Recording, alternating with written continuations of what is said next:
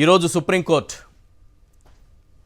చంద్రబాబు చేసినటువంటి ఈ ఆరోపణలు, లడ్డూకి కొవ్వు ఆరోపణలకు సంబంధించి ఒక క్లియర్ తీర్పునైతే ఇచ్చింది. మీ సిట్ను షట్ డౌన్ చేయండి, ఇక ఆ సిట్తో పని లేదు.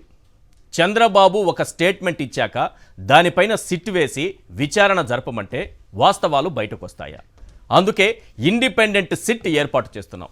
అందులో సిబిఐ నుంచి 2, ఏపీ నుంచి 2 పోలీస్ అధికారులు, ఎఫ్ఎస్ఎస్ఏఐ నుంచి 1, మొత్తం 5గురితో సిట్ ఏర్పాటు చేస్తున్నాం.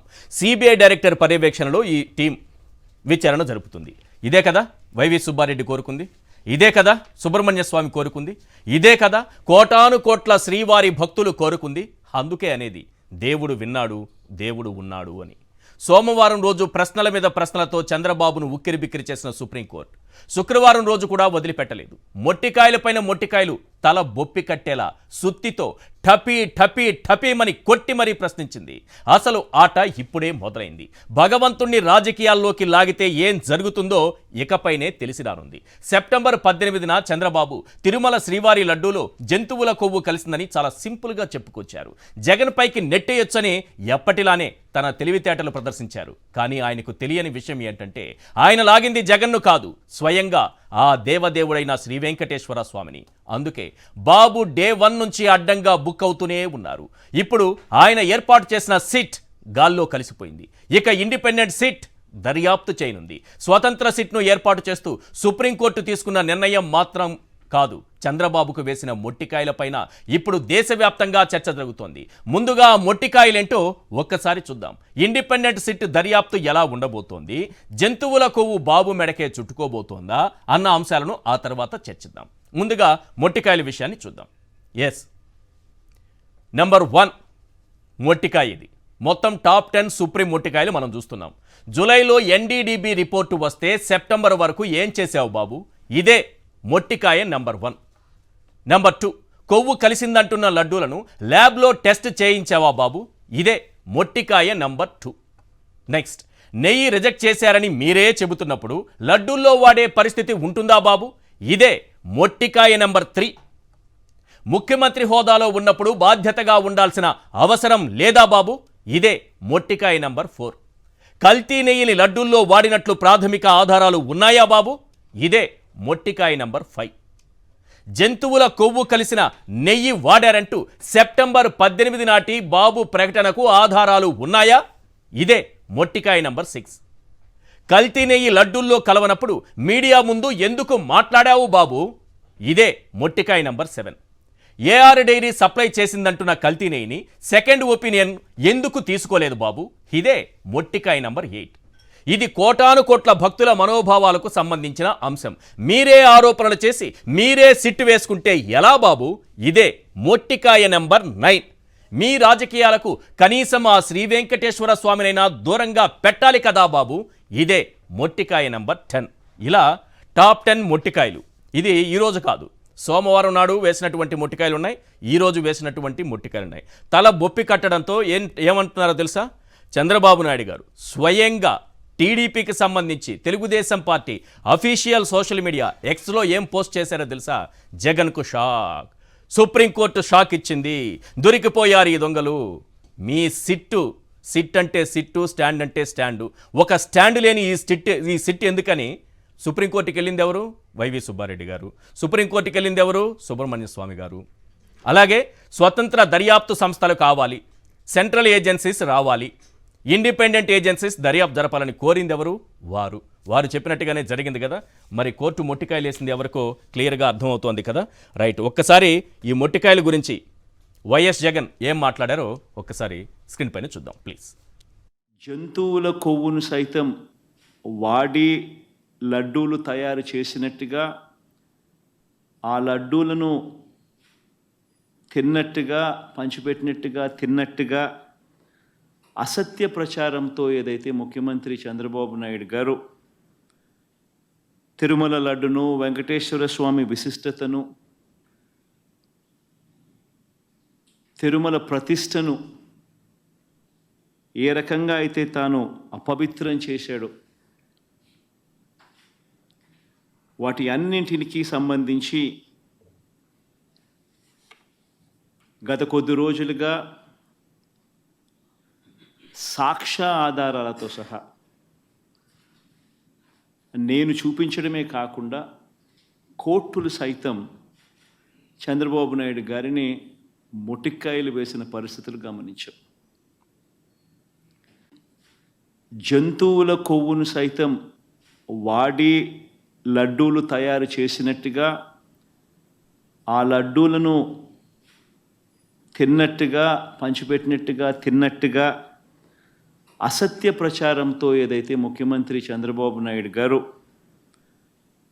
తిరుమల లడ్డును, వెంకటేశ్వర స్వామి విశిష్టతను, తిరుమల ప్రతిష్టను ఏ రకంగా అయితే తాను అపవిత్రం చేశాడో వాటి అన్నింటికి సంబంధించి గత కొద్ది రోజులుగా సాక్ష్య ఆధారాలతో సహా నేను చూపించడమే కాకుండా కోర్టులు సైతం చంద్రబాబు నాయుడు గారిని మొటిక్కాయలు వేసిన పరిస్థితులు గమనించాం. జంతువుల కొవ్వును సైతం వాడి లడ్డూలు తయారు చేసినట్టుగా, ఆ లడ్డూలను తిన్నట్టుగా, పంచిపెట్టినట్టుగా, తిన్నట్టుగా అసత్య ప్రచారంతో ఏదైతే ముఖ్యమంత్రి చంద్రబాబు నాయుడు గారు తిరుమల లడ్డును, వెంకటేశ్వర స్వామి విశిష్టతను, తిరుమల ప్రతిష్టను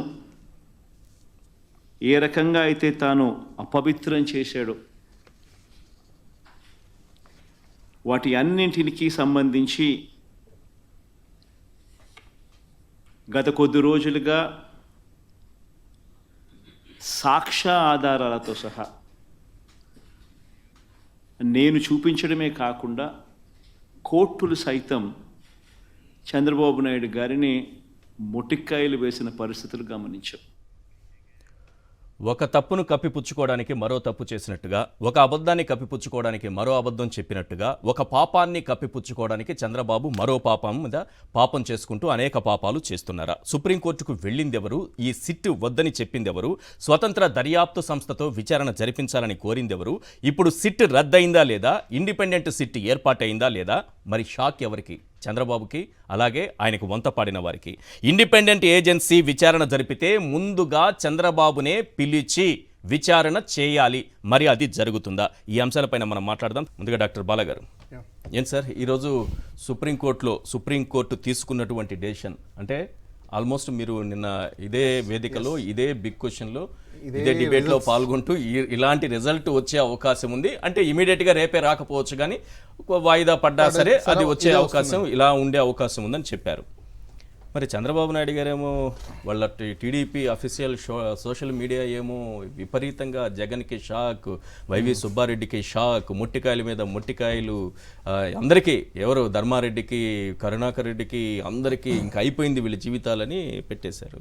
అంటే ఒకటండి, పాపం వాళ్ళు ఏమనుకున్నారంటే ఇప్పుడు వీళ్ళు ఎవరైతే ముటిక్కాయలు వేయించున్నారో వీళ్ళంతా స్కూల్లో ఫస్ట్, వాళ్ళు ఆల్రెడీ స్కూల్లో ముట్టికాయలు వేయించుకున్నారు టీచర్లతో, సార్లతో, స్టూడెంట్స్తో. లాస్ట్ బెంచ్లో కూర్చున్నారు కాబట్టి ఇప్పుడు వీళ్ళకి అక్కస ఏంటంటే అరే వీళ్ళు క్లాస్లో ఫస్ట్ కదా, ముట్టికాయలు ఎప్పుడు తినలేదు, కనీసం ఇప్పుడు ముట్టికాయలు వేశారని ప్రచారం అన్న చేద్దామని చెప్పేసి అని ఆ స్టాండ్ తీసుకొని బహుశా ముట్టికాయల ప్రచారం చేశారని అనుకోవచ్చు మనం.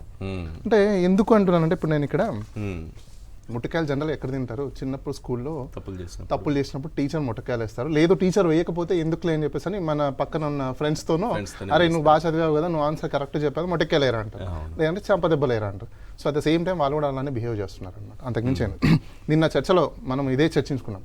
నేను మీకు చెప్పాను కూడా, ఈ క్వశ్చన్ వస్తే మీరేమన్నారు ఈ చర్చలో వచ్చినప్పుడు, లేదు మేబీ సిబిఐలో అసలు స్టాఫ్ లేరు అని చెప్పే అవకాశాలు ఉన్నాయి అని చెప్పేసి. లేదండి, మ్యాక్సిమం వస్తే ఇలా టెక్నికల్ పర్సన్తో కమిటీని కాన్స్టిట్యూట్ చేసి ఇన్వెస్టిగేషన్ చేయమని అంటారు. ఎందుకు అంటే వీళ్ళు చేయాల్సిన ఇన్ఫ్లుయెన్స్ అంతా చేశారు, వర్కౌట్ అవ్వాల.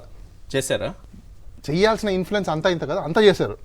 పాపం ఈ సిట్టే కంటిన్యూ కావాలనా? ఇప్పుడు వాళ్ళు వేసినటువంటి సిట్ కంటిన్యూ కావాలి.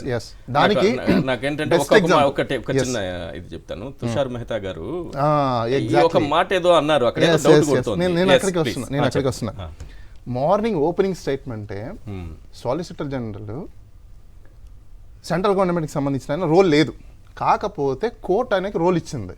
దేనికోసము? ఈ ఇన్వెస్టిగేషన్కి సిట్ సరిపోతుందా, లేదంటే సెంట్రల్కి సంబంధించిన ఇన్వెస్టిగేషన్స్ ఏజెన్సీని అయినా కాంపిటెంట్ ఉంటాయా అని చెప్పేసి అని ఫస్ట్ హీరింగ్ రోజున ఆయనకి ఆపర్చునిటీ ఇచ్చి ఆయనను ఒక అమిక్యూస్ లాగా తీసుకొని జనరల్గా నువ్వు సజెస్ట్ చేయండి అని చెప్పింది. ఈయన ఏం చేయాలి బేసిక్గా? నెక్స్ట్ హీరింగ్ రోజు అంటే ఈ రోజు వచ్చి ఒకటి ఇది స్టేట్ ఒకటే కాదు, సెంట్రల్ అలానే వరల్డ్ వైడ్ అసోసియేషన్స్కి అష్యూరెన్స్ ఇవ్వాలి కాబట్టి, డివోటీస్ చాలా మంది ఉంటారు కాబట్టి బెటర్ మనము fair and free fair transparency చూపించాలి అన్నప్పుడు సెంట్రల్ ఏజెన్సీకి ఇద్దామండి బాగుంటుంది అని చెప్పేసి అని చెప్పి ఉండాలి. కానీ ఇక్కడ జరిగింది ఏంటి? ఆయన ఓపెనింగ్ స్టేట్మెంటే no I don't want be question competency of the SIT appointed by the state government, let it be అన్నట్టు అన్నాడు ఆయన. What is the mean of it? అంటే you are going to be silent or support with the state government? Those who are malified intention or good intention, we don't know. But some misinformation or disinformations came into the picture. Okay. So the same person who is a person who is alleged, అతన్ని ఈ రోజు first అడగాలి, నీకు ఎలా information వచ్చిందని చెప్పి strict first అతన్ని అడగాల్సింది, అంటే చీఫ్ మినిస్టర్ని. ఆ చీఫ్ మినిస్టర్ అండర్లో పనిచేసే ఎగ్జిక్యూటివ్ మేబీ ఇన్వెస్టిగేషన్ ఏజెన్సీ కావచ్చు. అంటే ఈయనకు ప్రిన్సిపల్ సెక్రటరీ హోమ్ ఉంటాడు, ఆయన కూడా ఐపీఎస్ ఆఫీసర్ ఉంటాడు, ఆయన అండర్ డైరెక్షన్లోనే డీజీపీ ఉంటాడు, ఐపీఎస్ ఆఫీసర్లు ఉంటారు, మిగతా వాళ్ళందరూ పనిచేస్తారు. రేపు వీళ్ళని కాదని చెప్పేసి అని ఇన్వెస్టిగేషన్ ఫెయిర్ అండ్ ట్రాన్స్పరెన్స్ మేనర్లో చేస్తారా? చెయ్యరు. ఒక 4 రోజులు సార్ మీరు చెప్పిన పాయింట్కి ఒకటి యాడ్ చేస్తున్నా. 4 days తిరుమలలో సిట్ టీమ్ హల్చల్ చేసింది. కానీ మీరు అన్నట్టుగా ఎక్కడి నుంచి మొదలు పెట్టాలి? ఈ ఆరోపణలు ఎవరైతే చేశారో వాళ్ళ దగ్గరికి వెళ్ళి, అంటే చంద్రబాబు నాయుడు దగ్గరికి వెళ్ళి మీరు ఎలా చేశారు, మీ దగ్గర ఉన్నటువంటి ఎవిడెన్స్ ఏంటి, ఇది ఇక్కడ నుంచి కదా మొదలు పెట్టాలి. బేసిక్ ప్రైమా ఫేసి అక్కడే తీసుకోవాలి. ఎగ్జాక్ట్లీ, ప్రైమా ఫేసి అక్కడి నుంచి తీసుకోవాలి. ఎందుకు అంటే అసలు ఇప్పుడు జూలైలో మీకు రిపోర్ట్ వచ్చింది. It is whose duty it is? EO ఎవరైతే ఉన్నారో ఆయన డ్యూటీ. ఒకవేళ నిజంగా అలా జరిగి ఉంటే దాని మీద యాక్షన్ అయినా తీసుకోవాలి, లేదంటే ఫుడ్ అథారిటీకి ఇన్ఫార్మ్ చేయాలి. సో మ్యానుఫ్యాక్చరర్ దగ్గర సో అడల్టరేషన్ ఎక్కువ జరుగుతుంది, మేము ఫౌండ్ చేశాము, ఇదిగోండి మా దగ్గర ఉన్న రిపోర్ట్స్ అని వాళ్ళకి కంప్లైంట్ చేసి ఉండాలి. చేశారా?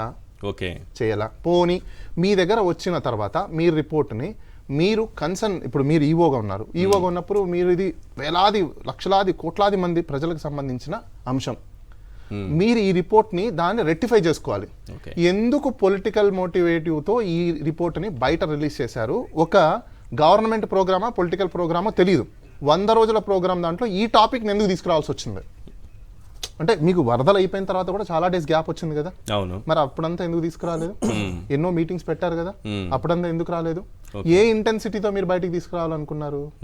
సో అంటే బ్యాడ్ ఇంటెన్షనా, గుడ్ ఇంటెన్షన్? సరే, గుడ్ ఇంటెన్షన్ ఒకసారి అనుకుందాం. గుడ్ ఇంటెన్షన్ అనుకున్నప్పుడు ప్రజలు భయపడతారనే కామన్ సెన్స్ కానీ, లేకపోతే కొంచెమైన ఆలోచన కానీ, భక్తుల మీద నమ్మకం కానీ మీకు లేకుండా పోయిందా? అంటే ఇప్పుడు చాలా మంది ఈ లడ్డూని తీసుకెళ్ళి తీసుకొని వెళ్ళి జాబులు తెచ్చుకున్న వాళ్ళు ఉన్నారు, సీట్లు తెచ్చుకున్న వాళ్ళు ఉన్నారు, ఎగ్జామ్స్లో పాస్ అయిన వాళ్ళు ఉన్నారు, రకరకాల ఈవెన్ ఎమ్మెల్యేలు ఎంపీలు సీట్లు తెచ్చుకున్న వాళ్ళు కూడా ఉన్నారు. అంటే ఈ ప్రసాదాన్ని తీసుకెళ్ళి వాళ్ళకి ఇచ్చి, సార్ నాకు సీట్ ఇవ్వన్నానో లేకపోతే నాకు ఆపర్చునిటీ ఇవ్వన్నానో అడిగి చేసుకున్న వాళ్ళు ఎంతోమంది ఉన్నారు. అంత నమ్మకంగా బిలీవ్ చేసే, ఈవెన్ మనం ఒకటే హిందూస్ కాదు, వరల్డ్లో ఉన్న అదర్ కమ్యూనిటీ రిలీజియస్కి సంబంధించిన వాళ్ళు కూడా బిలీవ్ చేస్తారు. అంటే చాలా వరకు క్రిస్టియన్స్ అండ్ ముస్లిమ్స్ ఎక్కువ ఉంటారు వరల్డ్ వైడ్. వాళ్ళు కూడా మన తిరుమల తిరుపతి దేవస్థానం లడ్డుని తీసుకెళ్తే హ్యాపీగా తీసుకుంటారు.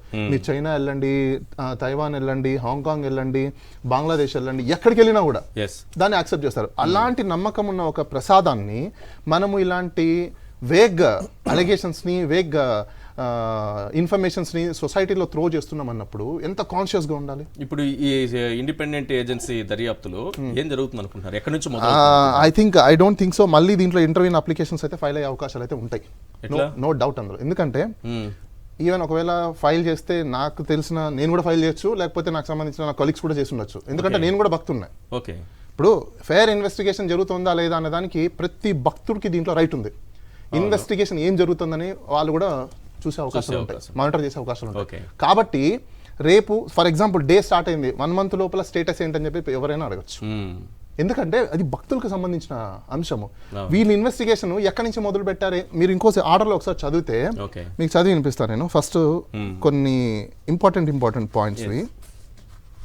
ఫస్ట్ పేరాలో ఆర్డర్లో The petitions have been filed by the petitioner seeking the various reliefs, including of the direction of the constituted committee consisting with the retired judge of this court or a retired chief justice of the High Court for the purpose of deeper probe into the allegations contained against the manufacturer or preparation of prasadam and that the trust. What is the mean of it? So ఇప్పుడు ఇక్కడ manufacturer are preparation అనేది ఎవరిని తీసుకోవాలి? ఇప్పుడు AR డైరీని తీసుకోవాలన్నా? ఇక్కడ ఏమన్నారు? Okay. ప్రసాదం. allegation మీరు ఒకసారి contained చూసుకోవాలి. against the manufacture or preparation or preparation Of of prasadam prasadam. and the trust. What is mean by the prasadam? ప్రసాదం అంటే ఏంది? Contains of all ingredients. అవును గీ కావచ్చు, కాజు కావచ్చు, ఇంకా అట్లా రకరకాలన్నీ అట్లా దానిలో మిక్స్ చేసే ప్రతి ఒక్క మిక్చర్స్ అన్ని కాంపోనెంట్స్ కలిపితే దట్స్ బికమ్ ఏ ప్రసాదం. నా ఇప్పుడు అలిగేషన్స్ ఏంటి? ప్రసాదంలో ఇది జరిగింది. ఎస్ గీ అనేది ఒక కాంపోనెంటే. ఇప్పుడు ఆ కాంపోనెంట్లో మీకు అనిమల్ ఫ్యాట్ కలిసిందా లేదా అనేది మెయిన్ అలిగేషన్స్. ఇప్పుడు ఇక్కడ అవును ఇప్పుడు ఈ అలిగేషన్స్ లడ్డూలో కలిసిందా లేదా అనేది ఇంకొక అలిగేషన్. ఇంకొకటి. ఇప్పుడు దాన్ని వాళ్ళు క్లారిఫై చేయాలి ఫస్ట్. రేపు ఈ ఇన్వెస్టిగేషన్ టీము ఈ అలిగేషన్ చేసిన గీ ఏదైతే ఉందో అది కలిసిందా కలవలేదా అనేది ప్రైమా ఫేసి ఫస్ట్ చూసుకోవాలి. అవును ఈ ఇన్ఫర్మేషన్ ఎక్కడి నుంచి వచ్చింది అనేది కూడా ఫస్ట్ చైన్. క్రైమ్ లో మెయిన్ ఇంపార్టెంట్ ఏంటంటే చైన్ లింక్ అవ్వకుండా క్రైమ్ ఎప్పుడు సెట్ అవ్వదు. సో ఇప్పుడు ఈయన ఫస్ట్ ఎక్కడి నుంచి స్టార్ట్ చేయాలి? ద ఫస్ట్ పర్సన్ ఎవరు? ద స్టేట్ చీఫ్ మినిస్టర్ ఎవరైతే ఉన్నారో ఆయన అక్కడి నుంచి ఫస్ట్ మొదలు అడగాలి. Yes. సార్ మీకు ఈ ఇన్ఫర్మేషన్ ఎలా వచ్చింది? మీకు ఎలా తెలిసింది? ఎప్పుడు తెలిసింది? ఎవరు చెప్పారు? ఎక్కడి నుంచి వచ్చింది? ఇవన్నీ ఆయన ఖచ్చితంగా సిట్కి ఇవ్వాలి. ఇచ్చిన తర్వాత వీళ్ళు సిట్ మళ్ళీ ఏం చేయాలి? డైరెక్ట్గా టీటీడీ దగ్గరికి వెళ్ళి, బాస్ ఇదిగో ఈ అలిగేషన్స్ ఇవన్నీ ఇన్ఫర్మేషన్స్ ఈయనకి ఇక్కడ నుంచి మీ దగ్గర నుంచి వచ్చాయంట, ఇప్పుడు మీరు మాకు క్లారిఫై చేయండి. ఇవన్నీ క్లారిఫికేషన్స్ తీసుకున్న తర్వాత అప్పుడు టెక్నికల్ ఎక్స్పర్ట్స్ వస్తారు. ఎవరు? ఎఫ్ఎఫ్ఎస్ఐ నుంచి. అవును వాళ్ళు అప్పుడు వీళ్ళు ఇచ్చిన ఒక ఇన్ఫర్మేషన్ మీద ఆ కాన్స్టిట్యూట్ అయిన కమిటీ వాళ్ళు ఒపీనియన్స్ అప్పుడు వాళ్ళు టెక్నికల్ గా అప్పుడు మనకు ఒక రిపోర్ట్ అనేది ఇస్తారు. వీళ్ళు ఇది చేయకుండా డైరెక్ట్ గా ఏఆర్ డైరీకో డైరెక్ట్ గా ఓన్లీ మ్యానుఫ్యాక్చరర్ దగ్గరికి వెళ్ళారనుకోండి, వాళ్ళు ఏం చెప్తారు? అక్కడికి అదే జరగకూడదులేండి. అది సిట్ చేస్తున్నది కూడా అదే కదా. First వాళ్ళు మేము ఏ డైరీకి పోతాము, వాళ్ళ తాట తీస్తామని అంటున్నారు. అది కాదు కదా. అసలు కలిసిందా లేదా? అసలు మీకు యానిమల్ ఫ్యాట్ ఉందా లేదా? నేను ఉంటే అది లడ్డూల్లో కలిసిందా లేదా? ఈశ్వర్ గారు, లడ్డూలో కలిసింది అంటున్నటువంటి లడ్డూని టెస్ట్ చేశారా లేదా? ఇది సుప్రీంకోర్టు మీకు ఇంకోటి కూడా చెప్తాను చూడండి. ఒక 1 minute. ఏఆర్ డైరీకి ఇప్పుడు వీళ్ళు ఏదైతే ఎఫ్ఐఆర్ కట్టారో అసలు నిజంగా ఎఫ్ఐఆర్ కట్టే కాంపిటెన్సీ వీళ్ళకి ఉందా లేదా అని చెక్ చేసుకోవాలి. ఎందుకో చెప్పనా? వీళ్ళు కాంట్రాక్ట్ తీసుకున్నది.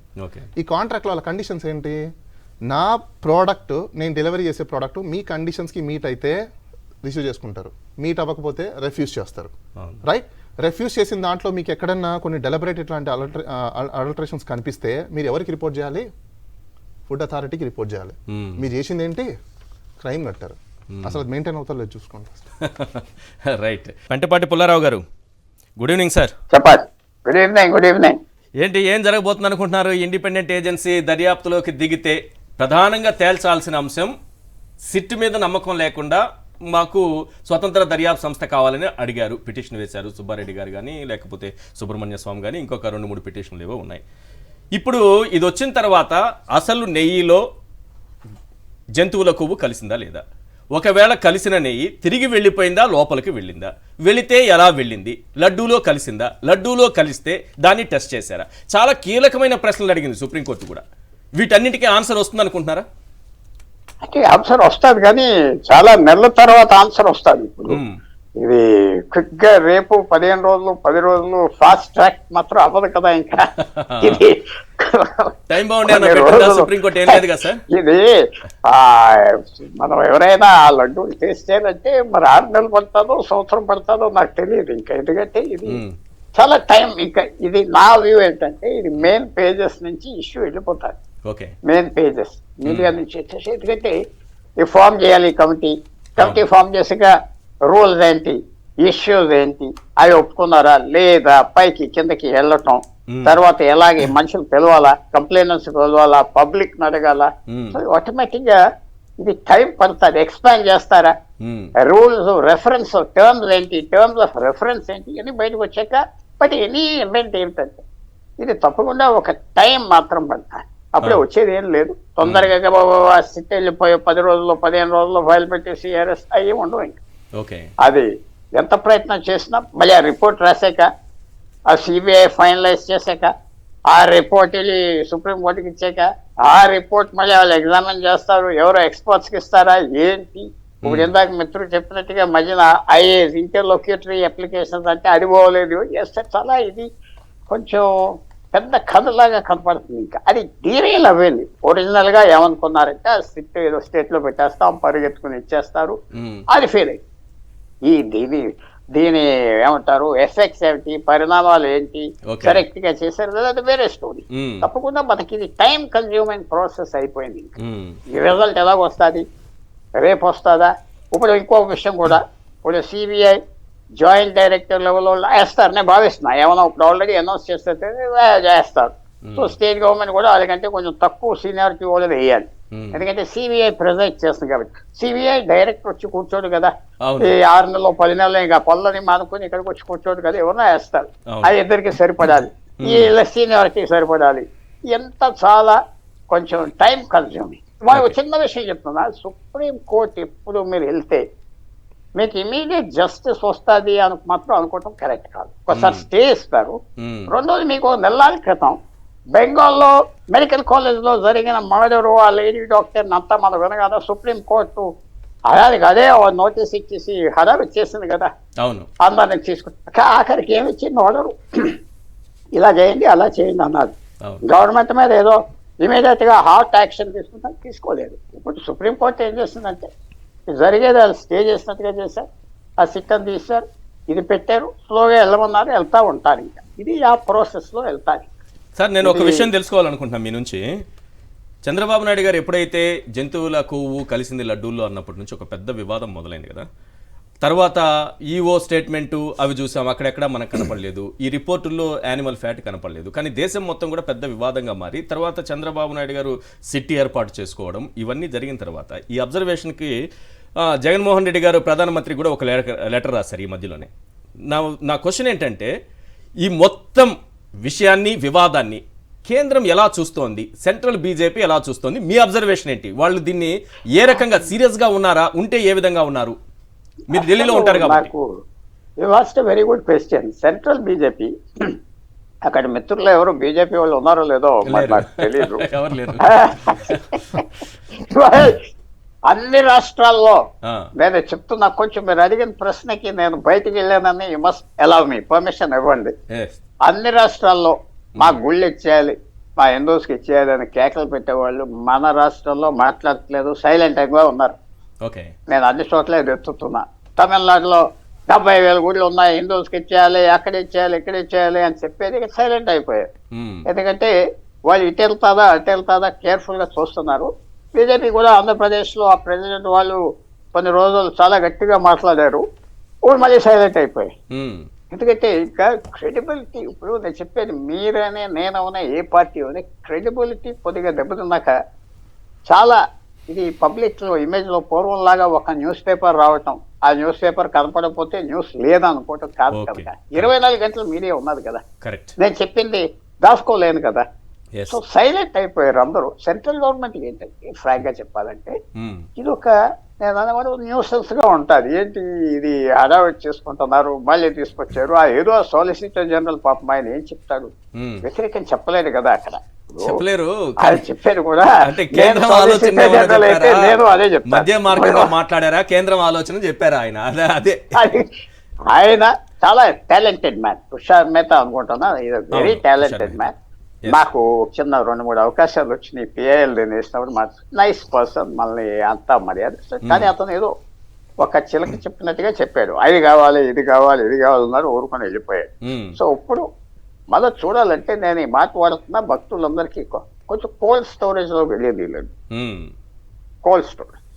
కోల్డ్ స్టోరేజ్ అంటే కొన్ని రోజులు అక్కడ ఉంటుంది, మళ్ళీ ఏ రూపంగా బయటకు వస్తుంది, ఎటర్నల్ లైఫ్ ఉంటుందా ఇష్యూ మనం చూడాలి. అన్నిటికంటే ముఖ్యం కొంచెం పబ్లిక్ కూడా చాలా నిజానికి అందులో జంతువుల ఫ్యాట్ కలిసిందని కేంద్ర సెంట్రల్ బీజేపీ లేదా కేంద్ర ప్రభుత్వం నమ్మి ఉంటే ఆ రియాక్షన్ వేరేగా ఉండేది కదా. వాళ్ళు కూడా చాలా మెజర్డ్ అప్రోచ్ తీసుకుంటున్నారు. ఎందుకంటే ఇది మెయిన్ ఇష్యూ కాదు కదా వాళ్ళకి. మెయిన్ ఇష్యూ ఇలాంటి ఇష్యూస్ వాళ్ళకి తెలుసు, పొలిటికల్ గా లాభం రాదని తెలుసు బీజేపీ. నేను విషయం చెప్తున్నా, ఎట్లా కొన్ని రోజుల్లో కాదు కాదు సార్. ఎందుకంటే కొన్ని రోజుల్లో హిందుత్వ ఎన్నో హిందుత్వ issues వస్తాయి. ఎజెండాతో వెళుతున్నటువంటి బీజేపీ అని పదే పదే ఆరోపణలు ఎదుర్కొంటున్నటువంటి బీజేపీ ఏపీలో తిరుమలలో జరిగినటువంటి చంద్రబాబు లేవనెత్తినటువంటి ఒక వివాదాన్ని అనుకూలంగా మలుచుకోదా? అయితే ఇప్పుడు వాళ్ళకి వెయిట్ అండ్ వాచ్ అనుకోదంటే ఇప్పుడు వెంటనే మ్మ్.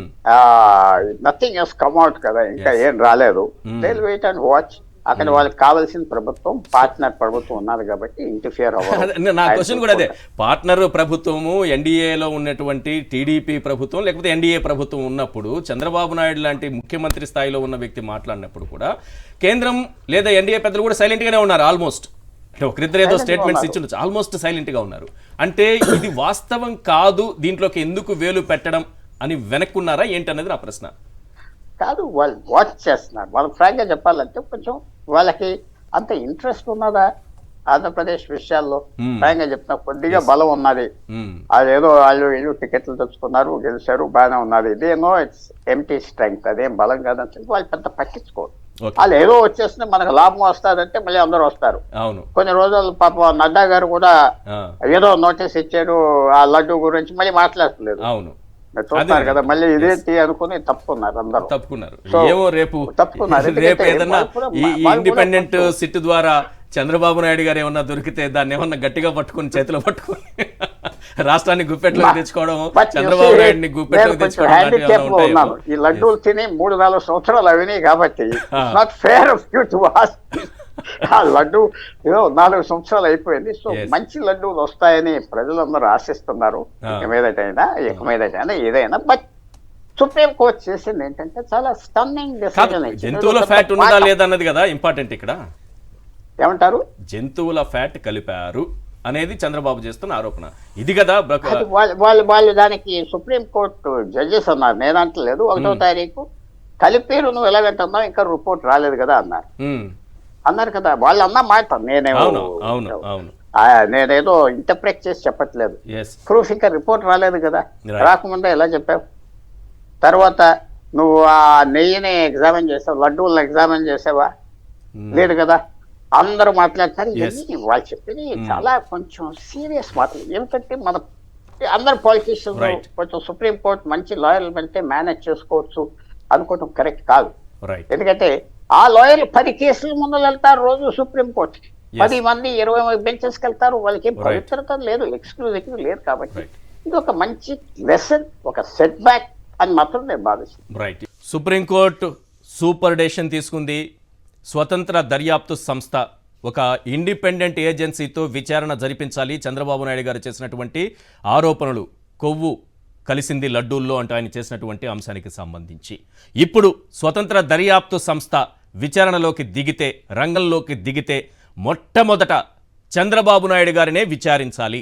ఎందుకంటే ఆరోపణలు చేసింది ఆయనే కాబట్టి ఆయన్ని పిలిచి ఆయన దగ్గర ఉన్నటువంటి ఎవిడెన్స్ ఏంటి, ఆయన దగ్గర ఉన్నటువంటి ఏ ఆధారాలతో ఆయన ఇది మాట్లాడారు, గతంలో ఈవో మాట్లాడింది ఏంటి, ఆ తర్వాత ఈయన మాట్లాడింది ఏంటి ముఖ్యమంత్రి గారు, ఆ తర్వాత ఈవో ఎందుకు మాట మార్చారు, 64 రోజుల తర్వాత ఏఆర్ డైరీ పైన ఎందుకు కంప్లైంట్ ఇచ్చారు, మీకు జూలై 23న ఎన్డీడీబీ రిపోర్ట్ వస్తే సెప్టెంబర్ 18 చంద్రబాబు నాయుడు గారు జంతువుల కొవ్వు అనేంత వరకు కూడా ఎందుకు ఈవో సైలెంట్గా ఉన్నారు, ఆ తర్వాత ఈవో జంతువుల కొవ్వని ఎందుకు మాట్లాడారు, ఆ తర్వాత చంద్రబాబు నాయుడు గారు ఇది కలిసిందో లేదో, కలిస్తే ఎక్కడ కలిసిందో తెలియదు అన్నట్టుగా ఎందుకు మాట మార్చారు, వీటన్నింటిపైన ఇప్పుడు స్వతంత్ర దర్యాప్తు సంస్థ 5 సభ్యులు ఉంటారు. ఇందులో 5 సభ్యులు, సిబిఐ నుంచి 2 ఉంటారు, రాష్ట్రానికి సంబంధించినటువంటి పోలీస్ అధికారులు 2 ఉంటారు, ఎఫ్ఎస్ఎస్ఏఐ నుంచి ఒక ఎక్స్పర్ట్ ఉంటారు. మొత్తం 5 సభ్యులతో ఒక సిట్ని ఏర్పాటు చేసింది. ఇది కోరుకున్నది కూడా ఆల్మోస్ట్ మన వైవి సుబ్బారెడ్డి కోరింది కానీ, లేకపోతే సుబ్రహ్మణ్య స్వామి కోరింది కానీ. నిజం చెప్పాలంటే దాదాపు 10-12 మొట్టికాయలు వేసి మరి సుప్రీంకోర్టు ఒక్కొక్క క్వశ్చన్ వేస్తుంటే ఒక్కొక్క మొట్టికాయలా కనిపించింది. ఇంతకుముందే నేను చెప్పాను ఆ మొట్టికాయలు ఎలా ఉన్నాయనేది. సో దాదాపు ఒక 10 మొట్టికాయలు వేసింది. వేసిన తర్వాత ఇప్పుడు ఈ స్వతంత్ర దర్యాప్తు సంస్థ రంగంలోకి దిగితే ఏం జరగబోతుంది, అప్పుడు ఏం జరుగుతుంది, దిగితే ఏం జరగబోతుంది, ఆ తర్వాత ఏం జరుగుతుంది, ప్రధానంగా 10 ప్రశ్నలు వినిపిస్తున్నాయి. అవేంటో ఒక్కసారి చూద్దాం. పవిత్రమైనటువంటి లడ్డూలపై కొవ్వు ఆరోపణలు చేసినటువంటి చంద్రబాబునే మొదట విచారించాలి అదే జరిగితే బాబు పాపం పండినట్టే. క్వశ్చన్ నెంబర్ 2, లడ్డూల్లో కొవ్వు కలిసింది అనడానికి బాబు దగ్గరున్న ఆధారాలేంటో సేకరించాలి. అదే జరిగితే బాబు పాపం పండినట్టే.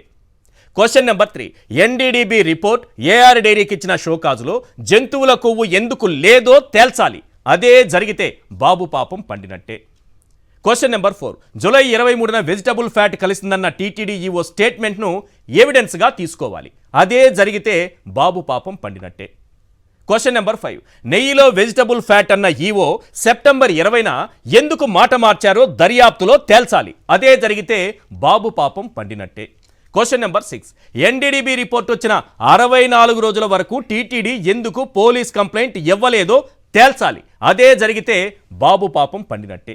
క్వశ్చన్ నెంబర్ 7, ఈవో చెప్పినట్టుగా ఏఆర్ డైరీకి చెందిన కల్తీ నెయ్యి తిప్పి పంపారో లేదో రికార్డులు చెక్ చేయాలి. అదే జరిగితే బాబు పాపం పండినట్టే. క్వశ్చన్ నెంబర్ 8, బాబు చెప్పినట్టుగా క్వాలిటీపై టెస్ట్ చేయకుండానే పోర్టులోకి నెయ్యి ఎవరు పంపారో తేల్చాలి. అదే జరిగితే బాబు పాపం పండినట్టే. క్వశ్చన్ నెంబర్ 9, వెజిటబుల్ ఫ్యాట్ను యానిమల్ ఫ్యాట్గా మార్చడంలో బాబుతో పాటు ఇంకెవరి హస్తం ఉందో తేల్చాలి. అదే జరిగితే బాబు పాపం పండినట్టే. క్వశ్చన్ నెంబర్ 10, కల్తీ నెయ్యిపై రిపోర్టు రావడానికి ముందే ఎన్డీడీబీ చైర్మన్తో ఈవో భేటీ వెనుకున్నటువంటి రహస్యమేంటో తేల్చాలి. అదే జరిగితే బాబు పాపం పండినట్టే. క్వశ్చన్ నెంబర్ 11, చెన్నై హైదరాబాద్లో టెస్టింగ్ ల్యాబులు ఉండగా గుజరాత్లోని ఎన్డీడీపీకి ఫస్ట్ టైం ఎందుకు పంపారో తేల్చాలి. అదే జరిగితే బాబు పాపం పండినట్టే. క్వశ్చన్ నెంబర్ 12, మైసూరులోని సిఎఫ్టిఆర్ఐ ఇచ్చినటువంటి రిపోర్ట్ ఇప్పటి వరకు ఎందుకు బయట పెట్టలేదో తేల్చాలి. అదే జరిగితే బాబు పాపం పండినట్టే. ఈ 12 ప్రశ్నల వైపు కానీ ఈ స్వతంత్ర దర్యాప్తు సంస్థ కొత్తగా ఏర్పాటు చేసినటువంటి సిట్ దృష్టి సారిస్తే చాలా ఈజీగా చంద్రబాబు నాయుడు గారు దొరికిపోయే అవకాశం కనిపిస్తోంది. వెంకటరామరెడ్డి గారితో మాట్లాడదాం. సార్, ఏ విధంగా జరుగుతుంది అనుకున్నారు? ఆ సిట్ పోయింది, షట్ డౌన్ అయిపోయింది, ఇప్పుడు కొత్త సిట్ వచ్చింది. ఇప్పుడు ఈ కొత్త సిట్కి ఏర్పాటు చేసినప్పుడు దాంట్లో మార్గదర్శకాలు ఏంటి, ఎక్కడి నుంచి మొదలు పెట్టాలి వీళ్ళు, వీటిలో టర్మ్స్ ఆఫ్ ఈవెన్ ఇన్వెస్టిగేషన్ ఏంటి, అక్కడ ఉన్నటువంటి మూల సూత్రాలు ఏం పాటించాలి అనేది కూడా, ఏ అంశాల మీద అనేది కూడా క్లారిటీ లేదండి.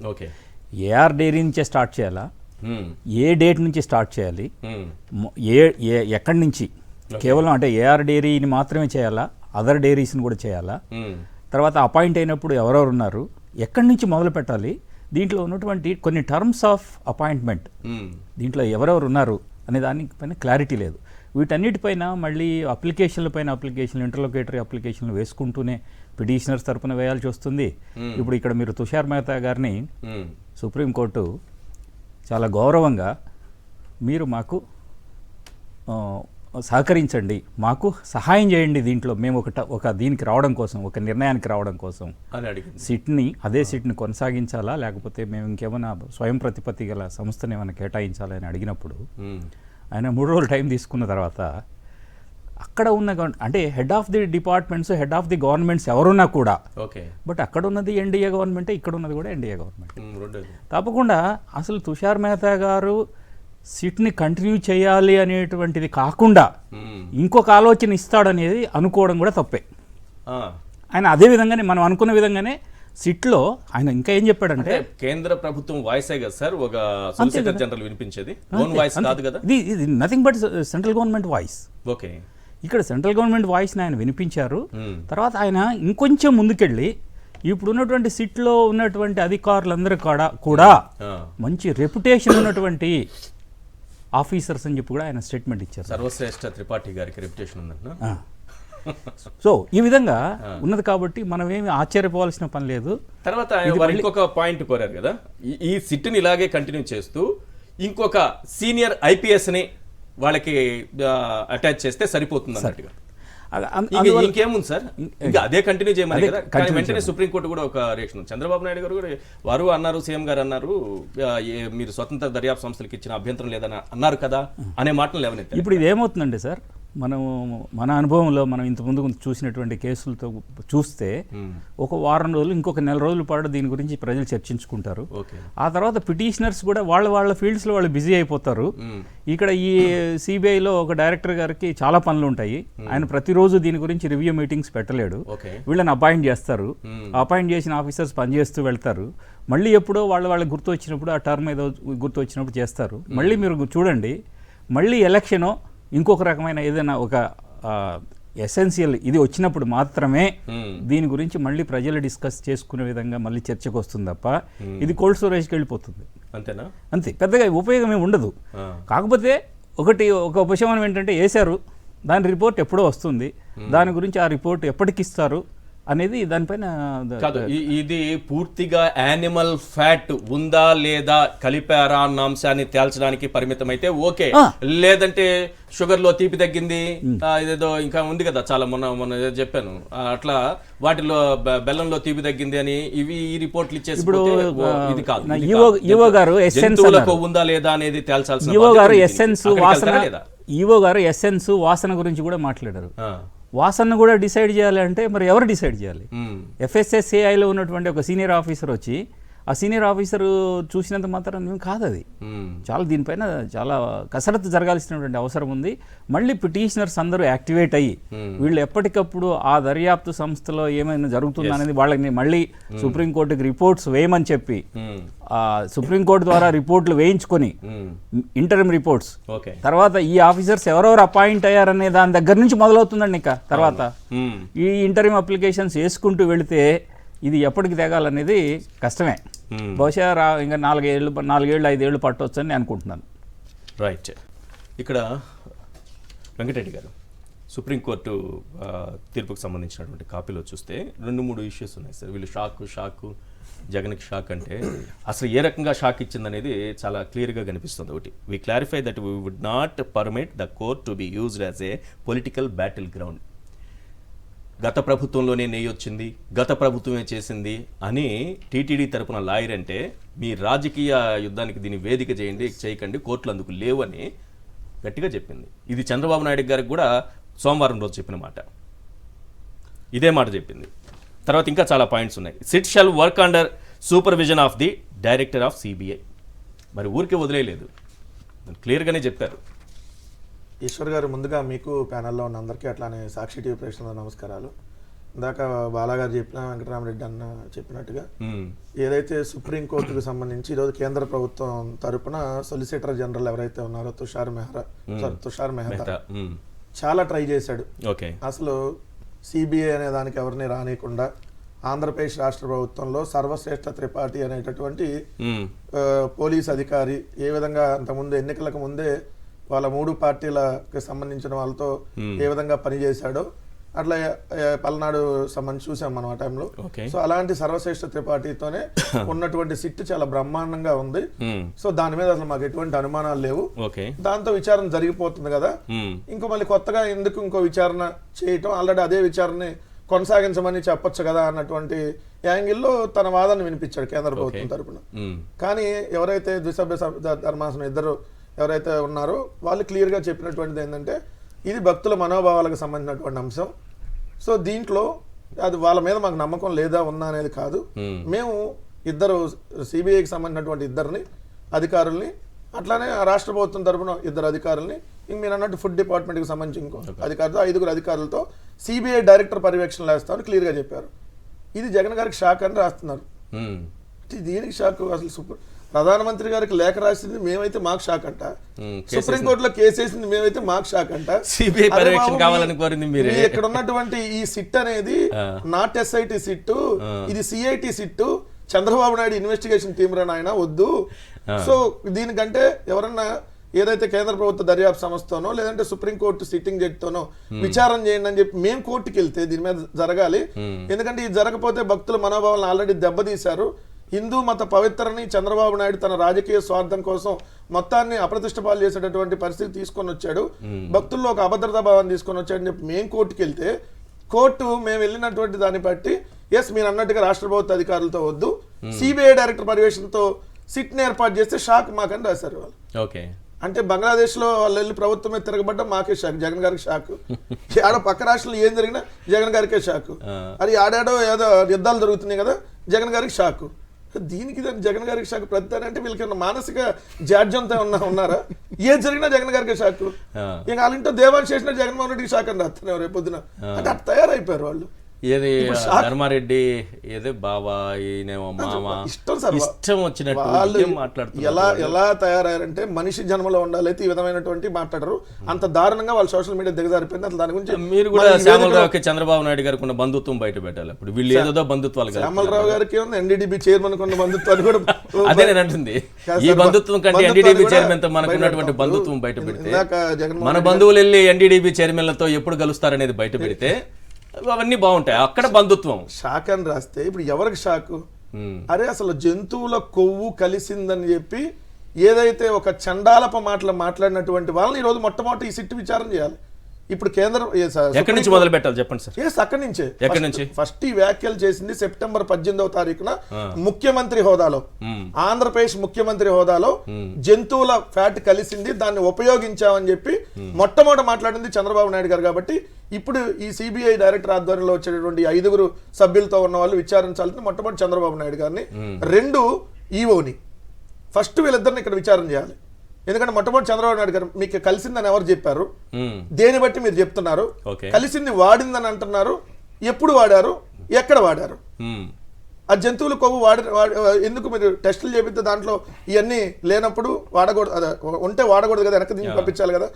మరి నిజంగా ఉందని తెలిస్తే వాడితే చంద్రబాబు నాయుడు గారిని ఈవో గారిని కదా ముందు శిక్షించాల్సింది. సింపుల్ పాయింట్ కదా సార్, చాలా సింపుల్ సార్. అడల్ట్రేషన్ జరిగినా సరే సార్, ఈ రోజు కల్తీ నెయ్యి అయినా సరే లోపలికి చంద్రబాబు నాయుడిని ఈవోని కదా అడగాలి సార్. ఈ రోజు మీకు ఏఆర్ డైరీకి సంబంధించి కోర్టులో మదురై ధర్మాసనం సూటిగా ఏఆర్ డైరీ వాళ్ళు కేసు నడుస్తా ఉంది. ఏఆర్ డైరీ టీటీడీ వాళ్ళు వీళ్ళ మీద కంప్లైంట్ ఏదైతే ఇచ్చారో దాని మీద కేసు నడుస్తుంటే వాళ్ళు క్లియర్ గా నెయ్యి నాణ్యత పరిశోధనలో గుజరాత్ ల్యాబ్ ఇచ్చిన నివేదికకు చెన్నై కింగ్స్ ల్యాబ్ నివేదికకు మధ్య వ్యత్యాసం ఉంది, చెన్నై ల్యాబ్ కల్తీ లేదని తెలిపింది. అది కూడా ప్రభుత్వ సంస్థే కదా. చెన్నై ల్యాబ్ ప్రభుత్వ సంస్థ, అక్కడ కల్తీ లేదని చెప్పింది ఏఆర్ డైరీ పంపిణీ నెయ్యిలో. సో మీరేమో గుజరాత్ ల్యాబ్ లో కల్తీ ఉందని చెప్తున్నారు. ఎట్లా చెప్తున్నారు? 2 ల్యాబులకి వ్యత్యాసం ఎట్లా వచ్చిందని చెప్పి వాళ్ళ సూటిగా అడిగింది. దానికి వీళ్ళు సమయం అడిగారు. వివరణకు 14 రోజులు సమయం తీసుకొని ఇవాళ నేను వివరణ ఇస్తామని చెప్తున్నారు. ఆ రోజు సుప్రీంకోర్టు కూడా మొన్న అదే అడిగింది, మీరు సెకండ్ ఒపీనియన్ ఎందుకు తీసుకోలేదు? అసలు టీటీడీ చరిత్రలో ఫస్ట్ టైం గుజరాత్ లో ఎన్డీడీబీ ల్యాబ్కు పంపించడం. అడల్ట్రేషన్ ఉంది, నెయ్యి కల్తీ జరిగింది, వెనక్కి తిప్పి పంపేస్తారు. ఎన్డీడీబీకి ఎందుకు పంపించారు సార్? అసలు 3 శాంపుల్స్ తీసుకుంటారు సార్. అక్కడ ఏంటంటే ఒక ట్యాంక్ నుంచి 3 శాంపుల్స్ తీసి పెట్టారు. 3 శాంపుల్ టెస్ట్ చేసినా ఇంకో శాంపుల్ ఉంటుంది. ఈ వెళ్ళిన శాంపుల్ ఏఆర్ డైరీది అని చెప్పటానికి ఏమన్నా ఆధారాలు ఉన్నాయా? వాళ్ళు అదే అడుగుతున్నారు. ఎన్డీడీబీ అయినా చెప్పిందా ఏఆర్ డైరీది అని చెప్పిందా? ఏఆర్ డైరీ వాళ్ళు ఇప్పుడు మా మధ్యలో ఎవరైనా కలిపి ఉంటే ఏంటి? మా నెయ్యిలో కల్తీ కలిసిందని అసలు ఎన్డీడీబీ రిపోర్ట్ ఇచ్చినట్టుగా మా నెయ్యి అనేది మాకు ప్రూఫ్ చూపించని అడుగుతున్నారు వాళ్ళు. First point. రెండోది ఏఆర్ డైరీ వాళ్ళు అడుగుతున్నారు. రెండోది చాలా ప్రాంప్ట్ గా సార్, మళ్ళీ ప్రజలకు కూడా తెలియాల్సిన అవసరం ఏంటంటే ఎంత పారదర్శకంగా అక్కడ నెయ్యికి సంబంధించింది చెక్ చేసి పంపిస్తారంటానికి 12 మంది ల్యాబ్ ఎక్స్పర్ట్స్ ఉంటారు సార్. 12 మంది ల్యాబ్ ఎక్స్పర్ట్స్, ఒక సీనియర్ సైంటిస్ట్ ఉంటారు. మొత్తం 13 మంది పర్యవేక్షించి 3 శాంపిల్ తీసుకొని ఏదైతే మాయిశ్చర్ కంటెంట్ లేదంటే వెజిటబుల్ ఆయిల్ లేదా యానిమల్ ఆయిల్ ఇట్లాంటివి ఉంటే ఈ 3 టెస్టుల్లో ఏదన్నా ఒకటి ఉందండి వాళ్ళకి వస్తే వెనక్కి పంపించేస్తారు. అది కూడా ఏంది సిఎఫ్టిఆర్ఐ ల్యాబ్కి సంబంధించిన ఎక్స్పర్ట్. మీరు అన్న చెన్నైలో ఉన్నటువంటి మదురైలో ఉన్నటువంటి మైసూర్లో ఉన్నటువంటి సిఎఫ్టిఆర్ఐ ల్యాబ్కి సంబంధించినటువంటి సీనియర్ శాస్త్రవేత్త ఉంటాడు. ఇక్కడే 12 మంది ల్యాబ్ ఎక్స్పర్ట్స్ ఉంటారు. టెస్ట్ చేసి పంపిస్తారు. టెస్ట్ లో ఫెయిల్ అయితే వెనక్కి పంపించేస్తారు. అట్లా 14 సార్లు అంత ముందు జరిగింది. ల్యాబ్ లేనప్పుడు మొన్న ఈనాడులో రాశారు, ల్యాబ్ లోకి వెళ్ళి సిట్ వాళ్ళు పర్యవేక్షిస్తున్నారు తిరుమల ల్యాబ్ వాళ్ళే. ల్యాబ్ బుడమేరకు గేట్లు లేదన్న మొక్కలు సార్ వాళ్ళు. సార్ బుడమేరకు గేట్లు ఉన్నాయి, తిరుమలలో ల్యాబ్ లేదని చెప్పి ఈ జంతువులు కొవ్వు అని మాట్లాడిన వాళ్ళకి బుద్ధి లేదు. First point. బుడమేరకు గేట్లు లేవు, బుడమేరకు లేవంటారు. చంద్రబాబు నాయుడు ల్యాబ్ లేదని చెప్తున్నారు. టీటీడీలో ఉండి అధికారంలో ఉండి. ఇంకొక పాయింట్ సార్, ఇక్కడ ఇప్పుడు ఆలయాన్ని శుద్ధి చేసామన్నారు కదా, ఎవరు చెప్పారని చేశారు? చిన్న జీయర్లో పెద్ద జీయర్లో అక్కడ ఆస్తారు మొత్తం తిరుమలకు సంబంధించి ఒక పెద్ద ఆలయ పూజారులు మొత్తం ఒకటి అనుకొని ఎప్పుడు శుద్ధి చేయాలి.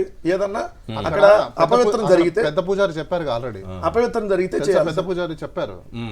పెద్ద పూజారి చెప్పారు అక్కడ. కాదు సార్, అపవిత్రం జరిగిందంటే చేయాలి. పెద్ద పూజారి అసలు ఎవరు తెలుసా? జరగలేదు. పెద్ద పూజారి పవన్ కళ్యాణ్ చెప్పాడండి. పెద్ద పూజారి అదే సనాతన పూజారి. సార్ కాదు సార్, ఎట్లా చేశారు? రెండోది ఇక్కడ ఫస్ట్ పాయింట్ చూడండి సార్, జూలై 23వ తారీఖు వెజిటేబుల్ ప్యాట్ కలిసిందని చెప్పి ఎవరైతే యువం చెప్పాడు, జూలై 23 కలిసిందని చెప్తే 2 నెలల తర్వాత ఎఫ్ఐఆర్ కట్టారు సార్, కంప్లైంట్ ఇచ్చింది సెప్టెంబర్ 25. అది కూడా సెప్టెంబర్ 30వ తారీఖున ఎగ్జిక్యూటివ్ ఇంజనీర్ గా రిటైర్ అయిపోయినటువంటి మురళీకృష్ణ చేత కేసు పెట్టించారు. సో దీంట్లో అధికారులు బలి చేస్తారు రేపు చంద్రబాబు నాయుడు. ప్రొక్యూర్మెంట్ జీఎం కదా ఆయన. అవును, ప్రొక్యూర్మెంట్ జీఎం, ఎగ్జిక్యూటివ్ ఇంజనీర్ గా ఉన్నాడు. ఈ మొత్తం ఈ కొనుగోలుకు సంబంధించి ఆయన చేత ఎప్పుడు సెప్టెంబర్ 25 కేసు పెట్టించి ఆ రోజు ఎఫ్ఐఆర్ కట్టారు. 64 రోజులు గ్యాప్ ఎందుకు వచ్చారు? నిజంగా ఈ 2 months తర్వాత ఇక్కడే దొరికిపోతారు. 2 months తర్వాత అంటే సెప్టెంబర్ 18 ఏమో సీఎం చంద్రబాబు కలిసిందంటాడు, 25వ తారీఖు ఎఫ్ఐఆర్ కట్టిస్తారు. ఏది ఈయన కలిసిందని నేను చెప్పినాక ఎఫ్ఐఆర్ కట్టిస్తారు. సో రిపోర్ట్ ఏమో 2 నెలల ముందే వచ్చిందంటారు. మరి 2 నెలల ముందు వస్తే ఆ 2 నెలల ముందు వచ్చినప్పుడు అప్పుడు కదా ఎఫ్ఐఆర్ కట్టి అప్పటి నుంచి కదా జరగాల్సింది. ఇంకొక పాయింట్ ఇక్కడ ఏంటంటే జూన్ 4వ తారీఖు సార్ కీలకం సార్ ఇక్కడ సార్, జూన్ 4వ తారీఖు రిజల్ట్ వచ్చింది. జూన్ 12వ తారీఖు మొట్టమొదటి ఏఆర్ డైరీ సప్లై చేసింది. తర్వాత జూన్ లోనే ఇంకో 2 సార్లు సప్లై చేశారు. జూలై 4 కూడా సప్లై చేశారు. జూలై 4 ఓకే ఏఆర్ డైరీ చాలా బాగుంది అని చెప్పి ఓకే చేసి దాన్ని వాడారు. జూలై 4 వాడారు. జూలై 5 ఎన్డీడీబీ చైర్మన్ వచ్చి ఈవో శ్యామలరావుని కలుస్తాడు. నెక్స్ట్ రోజే జూలై 6 శాంపిల్ పంపించి రిజల్ట్ అయిందని చెప్తున్నారు.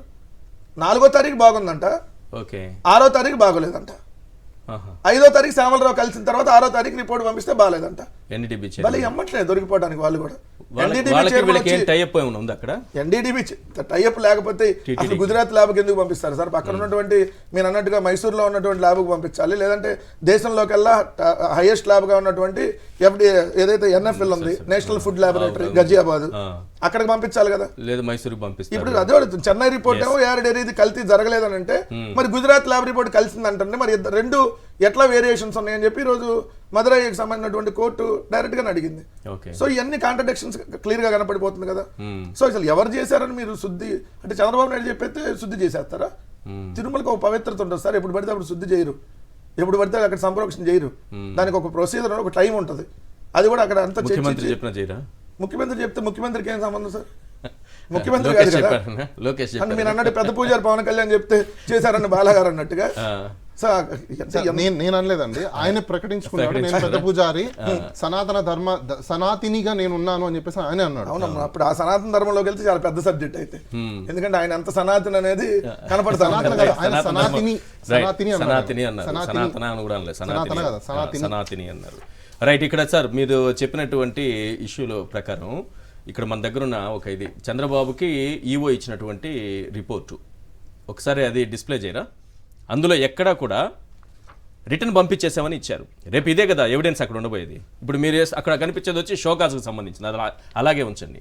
అది షోకాజ్ నోటీస్ ఎవరికి ఇచ్చారు? ఆ షోకాజు ఏఆర్ డైరీకి ఇచ్చినటువంటి షోకాజ్. అందులో ఎక్కడా కూడా యానిమల్ ఫ్యాట్ ఉంది, దీనికి సమాధానం చెప్పండి అని లేదు.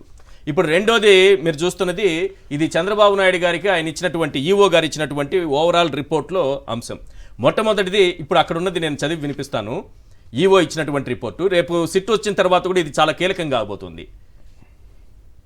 In view of above the adulterated cow ghee tankers supplied by the dairy was returned back and stopped further supplies from them, and also show cause notice was issued to the AR Dairy Private Limited, Dundigal on 22/07/2024, 23/07/2024 and 27/07/2024 as to why suitable action should not be taken to blacklist the company, duly forfeiting the EMD SD amount penalty of 5%.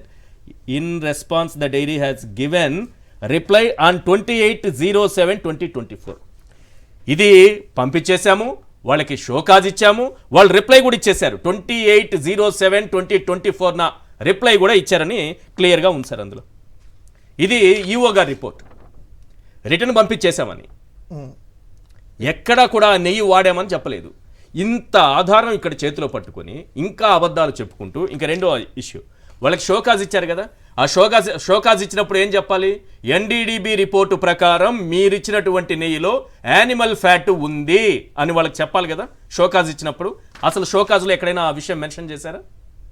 ఆ విషయం లేదు. ఏం రాశారు ఇందులో? EO గారి కదా ఇస్తారు, లేదా టీటీడీ కదా ఇచ్చింది. సంబంధిత అధికారులే కదా ఈ షోకాజ్ ఇష్యూ చేశారు. ఏం రాశారు ఇందులో? The presence of beta సిస్టోస్టెరాల్ in the supplied consignment in the supplied ghee indicates that the ghee is adulterated with the fat of vegetable origin.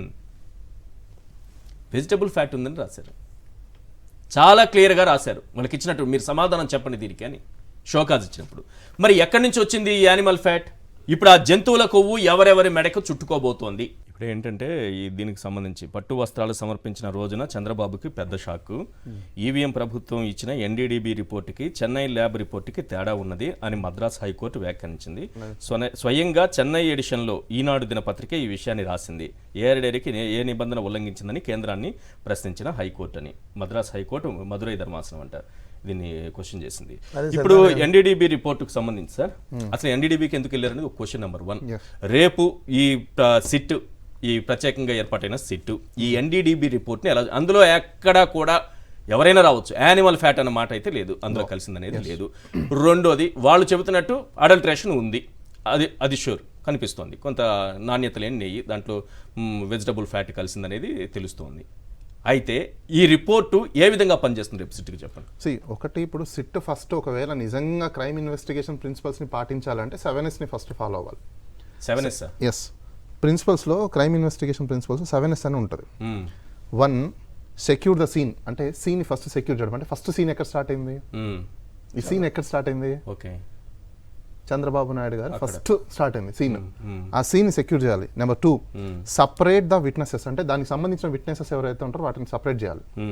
Number 3, scan the scene, ఏ సీన్ ఏదైతే ఉంటుందో దాన్ని కంప్లీట్గా scan చేసుకోవాలి వీళ్ళు. Okay. Number 4, see the scenes, అంటే ఆ సీన్స్ని మొత్తం చూడాలి వీళ్ళు. Okay. Then number 5, sketch the scene, అంటే వీళ్ళు స్కెచ్ చేసుకోవాలి మొత్తం, ఎలా జరిగింటుంది ఏంటని ఊహలకి వీళ్ళు క్వశ్చన్స్ అన్ని చేసుకునే ముందు.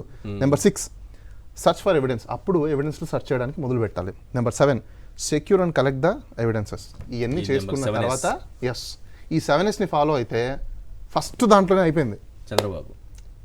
కాదు సార్, మామూలుగా సామాన్య జనంకి అర్థమయ్యే భాషలో మాట్లాడుతున్నాం. ఒక డెత్ ఏదైనా ఉంది, అది జనరల్గా జరిగిన సాధారణ మృతి కింద కేసు నమోదు చేసుకున్నారు పోలీసులు. ఒక వ్యక్తి వచ్చాడు, లేదు ఇది మర్డర్, గొంతుని చంపారు, లేదా ఇది ఒక యాక్సిడెంట్ అన్నప్పుడు విచారణ మొదలవుతుంది. ఎందుకంటే సాధారణ డెత్ కాదు కాబట్టి దీని వెనుక ఏదో ఉందనే అనుమానం ఉంది కాబట్టి ఒక విచారణ మొదలవుతుంది. ఈ విచారణ ఎక్కడి నుంచి మొదలు పెడతారు? ఎవరైతే వచ్చి లాస్ట్ సీన్, దాన్ని అంటారు లాస్ట్ సీన్ అంటారు. ఓకే, ఎవరైతే వచ్చి ఇది మర్డర్ అని అన్నాడో నీ దగ్గర ఉన్నటువంటి ఆధారాలు ఏంటి, మర్డర్ అని నువ్వు ఎందుకు అంటున్నావు, నీ దగ్గర ఏముందని మొట్టమొదట ఆ వ్యక్తిని కదా విచారించాలి. మరి చంద్రబాబు నాయుడిని విచారించని విచారణ ఎందుకు అనేది చాలా మంది విచారిస్తున్నారు. దీన్నే లాస్ట్ సీన్ థియరీ అంటారు. లాస్ట్ సీన్ థియరీ అంటే ఇప్పుడు ఫస్ట్ చెప్పింది ఎవరు? మీరు దాన్ని ఏమంటారు, టెక్నికల్ గా చెప్పారు, నాకు తెలియదు కాబట్టి సపోజ్ మనం పాత సినిమాలు చూస్తుంటాం, నాకు తెలిసి ఎన్టీ రామారావు గారిదో లేకపోతే నాగేశ్వరరావు గారిదో మన సోహన్ బాబు గారిదో ముగ్గురులో ఎవడో ఒక సినిమా ఉంది. ఒక వ్యక్తి, ఆయనకు తెలిసిన వ్యక్తి, ఒక లేడీ, అది హీరోయిన్ అనుకుంటాను, చనిపోతే ఈయన లాస్ట్ చూసి ఈయన పోయి రిపోర్ట్ చేస్తే పోలీసు వాళ్ళు ఫస్ట్ ఈయన తీసుకెళ్ళి లోపలేస్తారు. ఎందుకంటే లాస్ట్ సీన్ ఎవరు? ఆమె చనిపోయే ముందు లాస్ట్గా చూసిన పర్సన్ ఎవరు? ఈ పర్సన్. సో ఫస్ట్ సస్పెక్టెడ్ ఎవరు? ఇతను. ఎందుకంటే ఆమె బతుకున్నప్పుడు చూసిన వ్యక్తి ఈయన చూసిన తర్వాత చనిపోయింది. ఏం జరిగింటది అనేది ఎవరికి తెలుసు? అతనికే తెలుసు. నిజాలు ఎవరు బయట పెట్టాలి? కాబట్టి ఇప్పుడు ఫస్ట్ సీన్ ఎవరిది? ఫస్ట్ సీన్ అంటే ఇది లాస్ట్ సీన్కి వెళ్ళాలి మనం. ఆ ఫస్ట్ సీన్ ఓపెన్ చేసిందే మన రాష్ట్ర ముఖ్యమంత్రి వారు. అక్కడి నుంచి మొదలు పెట్టాలి. ఇప్పుడు మొదలుపెట్టి ఆ సిట్ అయితే చేయలేదు కానీ ఈ సెంట్రల్ ఏజెన్సీ ద్వారా కొత్తది వచ్చింది కదా ఇప్పుడు, ఈ ఇండిపెండెంట్ సిట్ ఏమన్నా చేస్తుంది అనుకుంటున్నారా? I don't think so. మీరు కూడా ఆ మాట అంటే ఎలా సార్? డెఫినెట్గా. ఎందుకంటే ఇప్పుడు ఒకవేళ సిబిఐ ఎక్కడున్న మెంబర్ని వేస్తారు? స్టేట్ గవర్నమెంట్లో ఉన్న మెంబర్స్ని వేస్తారు, సిబిఐకి సంబంధించిన వాళ్ళని. ఒక సిబిఐ ఢిల్లీకి ఉన్న అతను మానిటర్ చేస్తాడు. ఏం మానిటర్ చేస్తాడు? వీళ్ళు చేసింది ఆయనకు రిపోర్ట్ డాక్యుమెంట్స్ ఇస్తే ఆయన మానిటర్ చేస్తాడు అంతే. ఆయన ఎవ్రీడే ఫోన్ చేసి నువ్వు ఆ గల్లీకి వెళ్ళు, నువ్వు ఈ బస్సు ఎక్కు, నువ్వు ఆ ట్రైన్ ఎక్కు, వీళ్ళని ఇది విచారించు అది విచారించు అని చెప్పరు కదా. వీళ్ళు ఫస్ట్ కమిటీ మొత్తం కూర్చొని నిజంగా ఈ 7Sని ఫాలో అయితే, ఈ ప్రిన్సిపల్స్ని ఫాలో అయితే కరెక్ట్, దెన్ అప్పుడు క్వశ్చనరీ వస్తుంది. ఎక్కడి నుంచి మొదలు పెట్టాలి, ఎలా మొదలు పెట్టాలి. దీంట్లో ఇంకా చాలా కాంపోనెంట్స్ ఉన్నాయి మళ్ళీ. ఓకే, ఐపీఎస్ ఆఫీసర్ అనేంత మాత్రాన లేకపోతే ఎక్స్పీరియన్స్ ఉందని చెప్పేసి వీళ్ళకు క్రైమ్లో అన్ని టెక్నికాలిటీస్ తెలిసి ఉంటాయని చెప్పుకుంటాను అనుకోవడం లేదు. ఎందుకంటే రెగ్యులర్ ప్రొసీజర్లో వాళ్ళు వెళ్తారు. అయితే ఫస్ట్ వీళ్ళు ఎవరిని అప్రోచ్ అవ్వాలి? టెక్నికల్ ఎక్స్పర్ట్ దగ్గర ఇన్ఫర్మేషన్ ముందు నాలెడ్జ్ తెచ్చుకోవాలి. తెచ్చుకొని ఫస్ట్ సీన్ పర్సన్ దగ్గరికి వెళ్ళి, బాబు ఇది పరిస్థితి, నువ్వు ఇలా చెప్పావు, నీ బేసెస్ ఏంటి, ఇది ఎక్కడెక్కడ చేసావు, కానీ నిజంగా ఈ సిట్ అంత చేస్తుందా? చెయ్యాలంటే ఫస్ట్ నోటీస్ ఎవరికి ఇవ్వాలి? చంద్రబాబుకి. మరి నోటీస్ ఇస్తుందా? ఇవ్వాలి, రావాలి, విచారించాలి. అప్పుడే కదా నమ్మకం వస్తుంది ప్రజాస్వామ్యంలో. అప్పుడే కదా అందరికి నమ్మకం కుదిరేది. సో ఆయన తప్ప ఎవ్వరూ చెప్పలేదు, ఈవో చెప్పలేదు, ఏ రిపోర్ట్స్ చెప్పలేదు ఇప్పటి వరకు జంతువుల కొవ్వు గురించి. ఒక్క ఆయన నోటి నుంచి మాత్రమే వచ్చింది. కాబట్టి విచారణ అనేది అక్కడి నుంచి మొదలైతేనే ప్రజలు నమ్ముతారు సార్. చంద్రబాబు నాయుడు గారికి సిట్టు నోటీస్ ఇచ్చినా ఆ నోటీస్ ఏమవుతుందంటే సీదా ఆ నోటీస్ ని ఛాలెంజ్ చేస్తారు. ఇది మీరు కావాలంటే చూసుకోండి, ఖచ్చితంగా నాకు ఎలా నోటీస్ ఇస్తారు, ఎవిడెన్స్ ఉంది కదా, వెళ్ళి ఇవ్వచ్చు కదా, what ever it may be. ముఖ్యమంత్రి అన్నప్పుడు ఆయన దగ్గర ఎవిడెన్స్ మీరు కావాలంటే చూడండి, ఒకవేళ అతని మీద ఆయన కానీ నోటీస్ వెళ్తే అది ఛాలెంజ్ చేయకపోతే మీరు అప్పుడు అడగండి. రైట్. పుల్లారావు గారు, అంత ధైర్యం చేస్తుందా సిట్టు? రైట్, డిస్కనెక్ట్ అయింది. మీరు చెప్పండి సార్, అంత ఛాన్స్ ఉందంటారా? ఒక ముఖ్యమంత్రికి నోటీస్ ఇచ్చి ముందుగా మీరు రండి విచారణకి అని పిలిచేటటువంటి అవకాశం ఉంటుంది ఇప్పుడున్నటువంటి కోయలేషన్ గవర్నమెంట్? ఆ సిట్తో కాదు సార్, ఈ సిట్తో. ఏ సిట్ అయినా ఇప్పుడు పద్ధతి ప్రకారం జరిగితే ఆయనకే నోటీస్ ఇవ్వాలా? అవును. మరి వీళ్ళు టర్మ్స్ అటువంటి ఏం లేవు కదా, స్టార్ట్ చేద్దాం ఎక్కడి నుంచో ఒక చోట నుంచి స్టార్ట్ చేద్దాం అని చెప్పి స్టార్ట్ చేసి తర్వాత సీఎం గారికి మీరు చెప్పారా అని చెప్పి స్టార్ట్ చేసుకొని ఎక్కడి నుంచైనా స్టార్ట్ చేయొచ్చు, కానీ ఒక ప్రొసీజర్ ఉంది కదా. ప్రొసీజర్ మీ చంద్రబాబు నాయుడు గారు తప్ప ఎవరు ఆరోపణ ఎంక్వైరీ ప్రొసీజర్ అయితే సార్, లాస్ట్ లో మొట్టమొదట మనకి పబ్లిక్ డొమైన్లోకి ఎవరి వల్ల ఇన్ఫర్మేషన్ వచ్చింది, ఎవరు ఇన్ఫర్మేషన్ ని మనకి పంపించారు, వాళ్ళ దగ్గర నుంచే తీసుకోవాలి మనం. నీకు ఎలాగా తెలిసింది? సో అట్లీస్ట్ దగ్గర ఏముంది సార్, ఈవో ఇచ్చిన రిపోర్ట్ లో కూడా ఏం లేదు కదా, క్లియర్ గా చదివి వినిపించాను కదా. మీకు ఏ విధంగా రిపోర్ట్ వచ్చింది, మీరు ఏ విధంగా విన్నారు, ఎవరి నుంచి విన్నారు, రాతపూర్వకంగా వచ్చిందా లేకపోతే హియర్స్ అయితే వచ్చిందా, మీరు ఎలాగ విన్నారనే దానిపైన ఈయనకి నోటీస్ ఇవ్వాలి ఖచ్చితంగా. నోటీస్ ఇస్తే ఈయన అపేర్ అవుతారా లేదా అనేది వాళ్ళ విజ్ఞతకి పైన ఆధారపడి ఉంటుంది.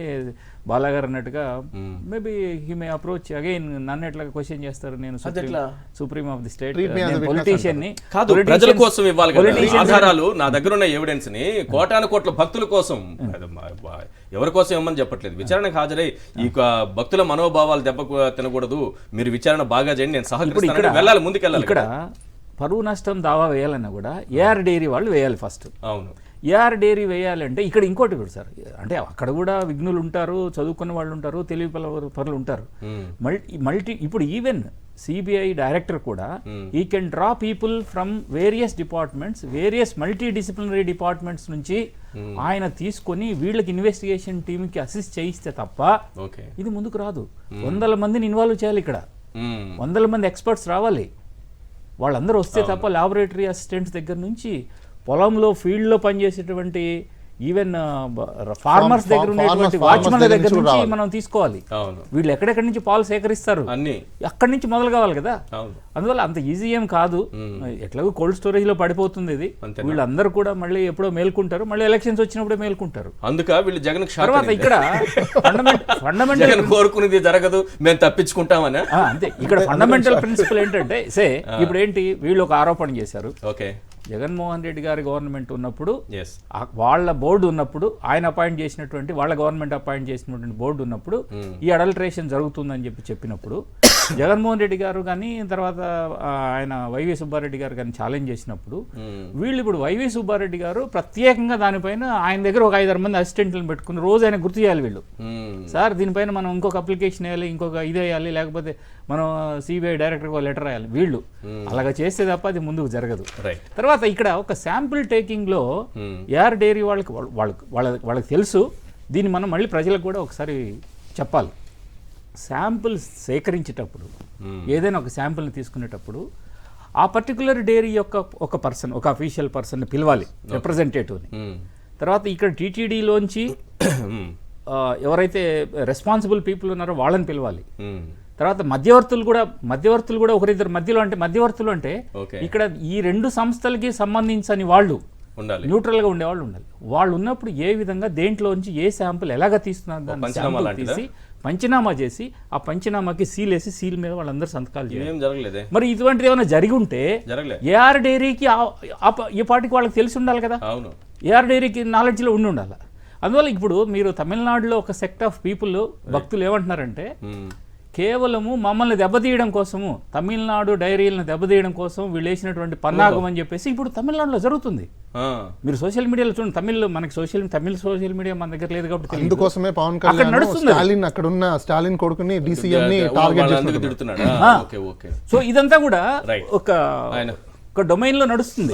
రైట్. ఒకసారి ఈ సనాతన ధర్మం గురించి జగన్మోహన్ రెడ్డి గారు ఏం మాట్లాడారు? ఎందుకంటే పదే పదే పవన్ కళ్యాణ్ గారు సనాతన ధర్మం అని కొత్త ధర్మాన్ని తీసుకున్నారు. మనం నిన్న కూడా ప్లే చేసాం ఆయన దశావతారాలు ఏ రకంగా ఉన్నాయి అనేది. ఆయన వెరీ సింపుల్గా ఫలానా ఊర్లో పుట్టాను, ఈ ఊర్లో పుట్టాను, ఆ ఊర్లో పుట్టాను, ఈ ఊర్లో పుట్టాను, ఏ ఊరికి వెళ్తే ఆ ఊర్లో చెప్తారు కదా. అలాగే ఆయన దశలు కూడా మారుతూ వచ్చాయి. అనేక దశావతారాలు చూసాం. సనాతన ధర్మం గురించి ఇప్పుడు లెక్చర్లు కూడా ఇస్తున్నారు. ఓకే, ఆ సనాతన ధర్మం గురించి జగన్మోహన్ రెడ్డి గారు ఏమన్నారు ఒకసారి విందాం. నువ్వు ఆ కూటమిలో ఉన్నావు. సాక్షాత్తు చంద్రబాబు నాయుడు నీ కళ్ళ ఎదుటే ఈ తప్పు చేసినాడు. తప్పు అని నీకే కాదు, సామాన్యునికి 6 ఏళ్ల పిల్లోనికి కూడా కనిపిస్తూ ఉంది, నీతో సహా.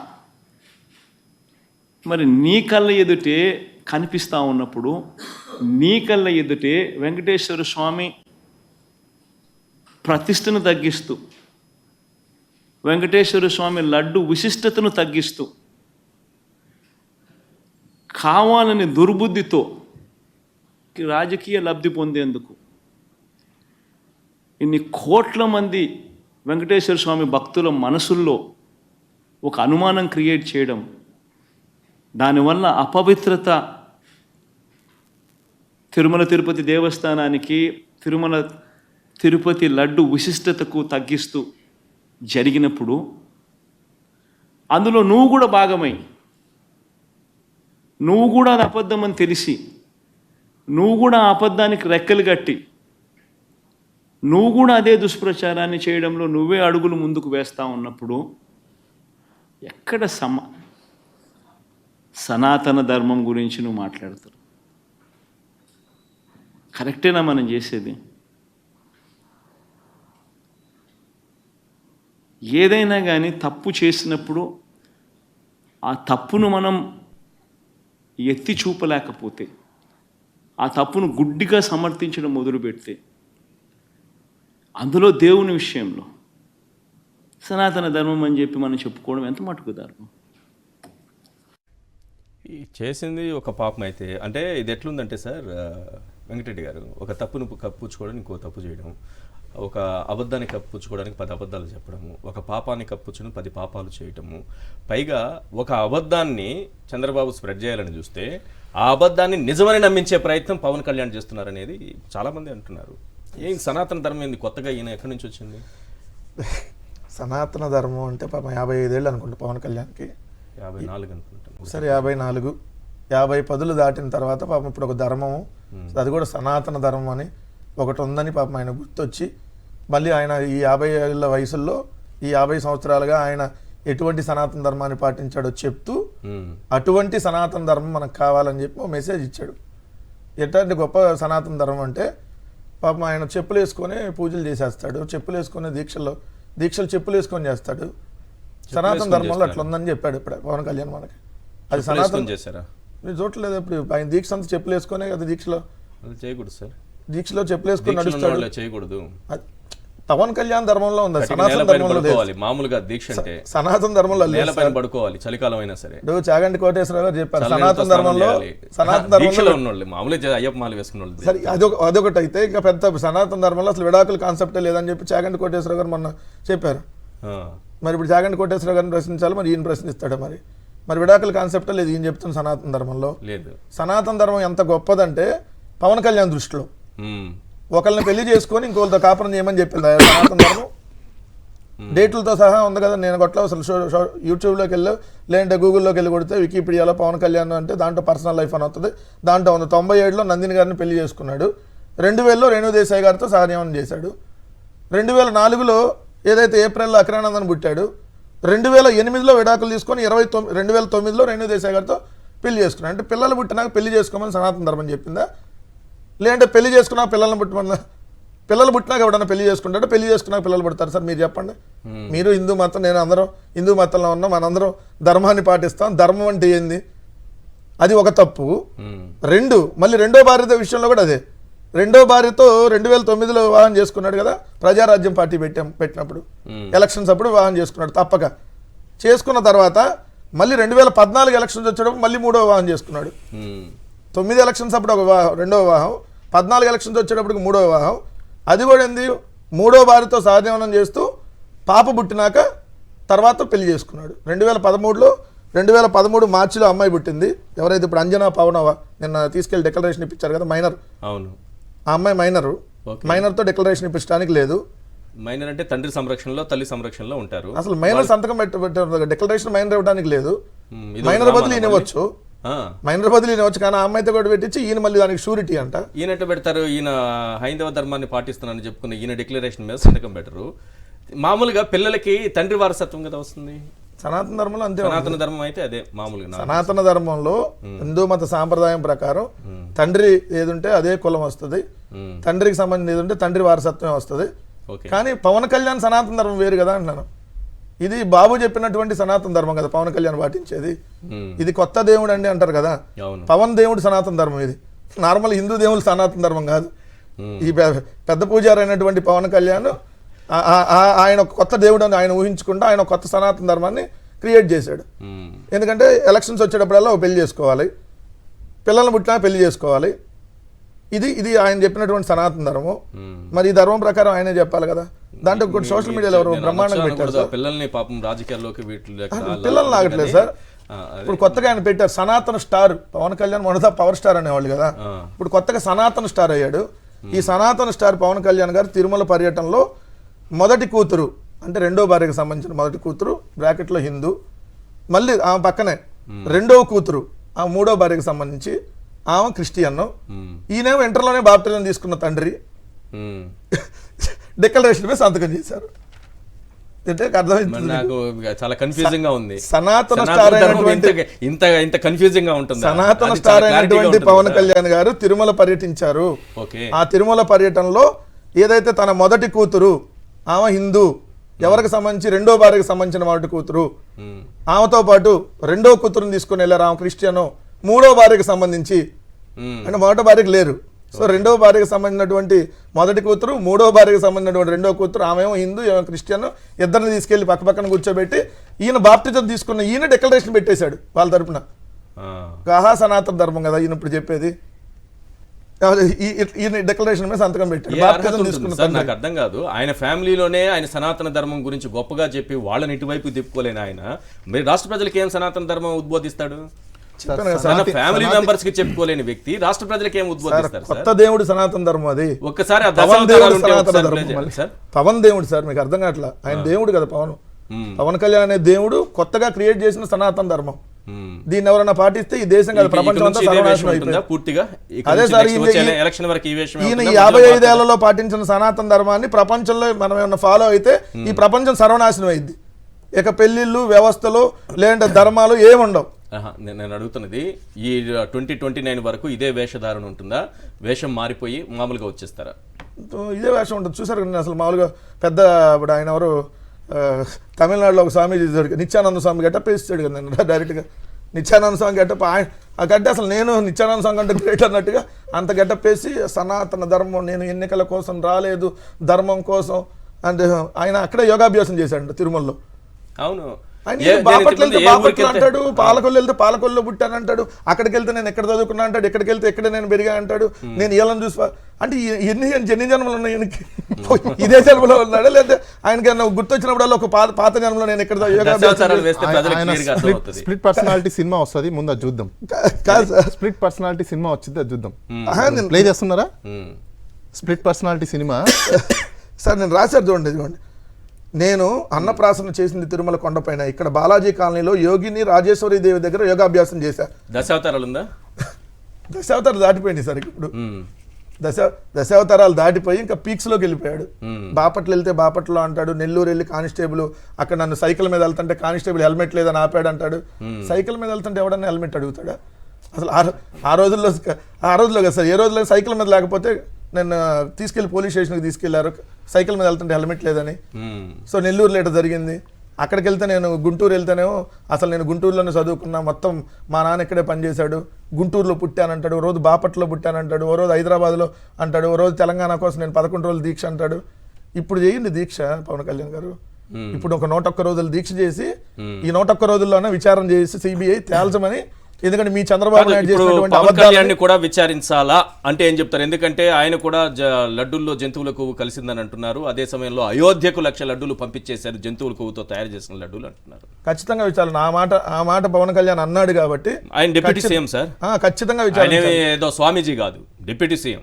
మీరు అట్లా అనుకుంటున్నారు, డిప్యూటీ సీఎం అని మీరు అనుకుంటారు, ఆయన అనుకోవట్లేదు. ఆంధ్రప్రదేశ్ రాష్ట్ర ఉప ముఖ్యమంత్రి అది వ్యక్తిగతం సార్. ఇది ప్రజాస్వామ్యంలో ఓట్లేసి గెలిపించుకున్నారు కదా. ఆయన అట్లా కూడా లేని ఇప్పుడు దేవుణ్ణి, కొత్త దేవుణ్ణి, సనాతన ధర్మం, అసలు నేను ఈ ధర్మం కోసం పుట్టా, అసలు నాకు తెలిసినంత ఎవరికీ తెలియదు. సో నేను ఒక కొత్త దేవుణ్ణి ఇక్కడ వెలిసాను, సో అందరూ నా ధర్మాన్ని పాటించండి అనేటటువంటి ఆ అవతారాల్లోకి ఈ రోజు వెళ్ళిపోయాడు. ఇది ఒక అవతారం అనమాట. రైట్, ఒక్క సెకండ్ ఒక మాట వినండి అందరూ. జీవితంలో కులం లేదు, మతం లేదు, ప్రాంతం లేదు. నేను మానవత్వాన్ని, జాతీయతని గౌరవిస్తాను. I am an unapologetic Sanatani Hindu. I am an unapologetic Sanatani Hindu. ఎవరి సనాతని ఎక్కడి నుంచి వచ్చింది ఆమె? రైట్. ఒకసారి దశావతారాలు చూసిన తర్వాత నాకు కులం లేదు, మతం లేదని ఆయనే చెప్పారు. సనాతని అని అంటున్నారు. ప్లీజ్ ఒకసారి ప్లే చేయండి. ధర్మ రక్షణ board is order of the day. ప్రతిసారి కూర్చోబెట్టి మేము డిఫెండ్ చేసుకోలేం. కనీసం మీకు కోపం కూడా లేకపోతే మేము ఏం చేస్తాం? ఆంధ్ర అనే భావన లేదు ఆంధ్ర వాళ్ళకి. ఎప్పుడు ఆంధ్ర భావన వస్తో తెలియదు. నా కులం ప్రాతిపాదిక సరే కొంతకాలం వరకు జరిగింది. 2019 తర్వాత కులం కూడా పోయింది. ఇప్పుడు సొంత కులాన్ని కూడా వెనకేసుకురావట్లా.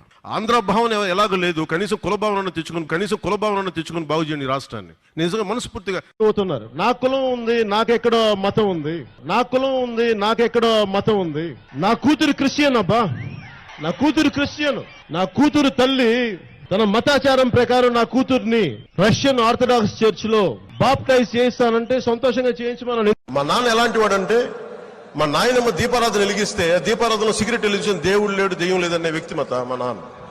ఎందుకంటే ఇది ఆడేది కొద్దిమంది రాజకీయ నాయకులు వాళ్ళు కూడా ఎక్కువ మంది ఆడేది కూడా హిందువులే చెప్తున్నారు. అసలు ఇలాంటి గొడవలు పెట్టింది హిందూ నాయకులు తప్ప మిగతా నాయకులు చేయరు. అసలు రాదు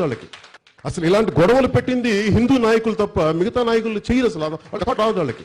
నిజంగా మన ఈ మధ్యన గోమాంసం గురించి లేదంటే బీఫ్ గురించి ఇంత గొడవ జరుగుతూ ఉంటే నాకు అనిపించింది, బీఫ్ తినాలి అంటే నేను తిని ముందుకెళ్తాను తప్ప దాన్ని వేరేలా చేసుకోనని. అంటే తిండి ఏది తిన్నామని కాదు, నిజంగా మరి తిండి శాకాహారమే తింటే అందరూ గొప్ప వాళ్ళు అయిపోతారంటే మరి గుజరాత్ లో గోద్రా ఘటన ఎందుకు జరిగింది? నాకు ఎందుకు జీసస్ క్రైస్ట్ ఇష్టమో చెప్తాను. ఒకసారి ఇక్కడ నా డైరీలో రాసుకున్నాను. నా పెద్ద కొడుకు పడిపోయాడు. వాడు ఇంత వయసు పడిపోతే వాడు మోకాళ్ళకి రక్తం వచ్చింది. వస్తే నాకు మోకాళ్ళు నొప్పి వచ్చేసినాయి. నాకు అప్పుడు నాకు గుర్తొచ్చింది మేరీ మాత గుర్తొచ్చింది.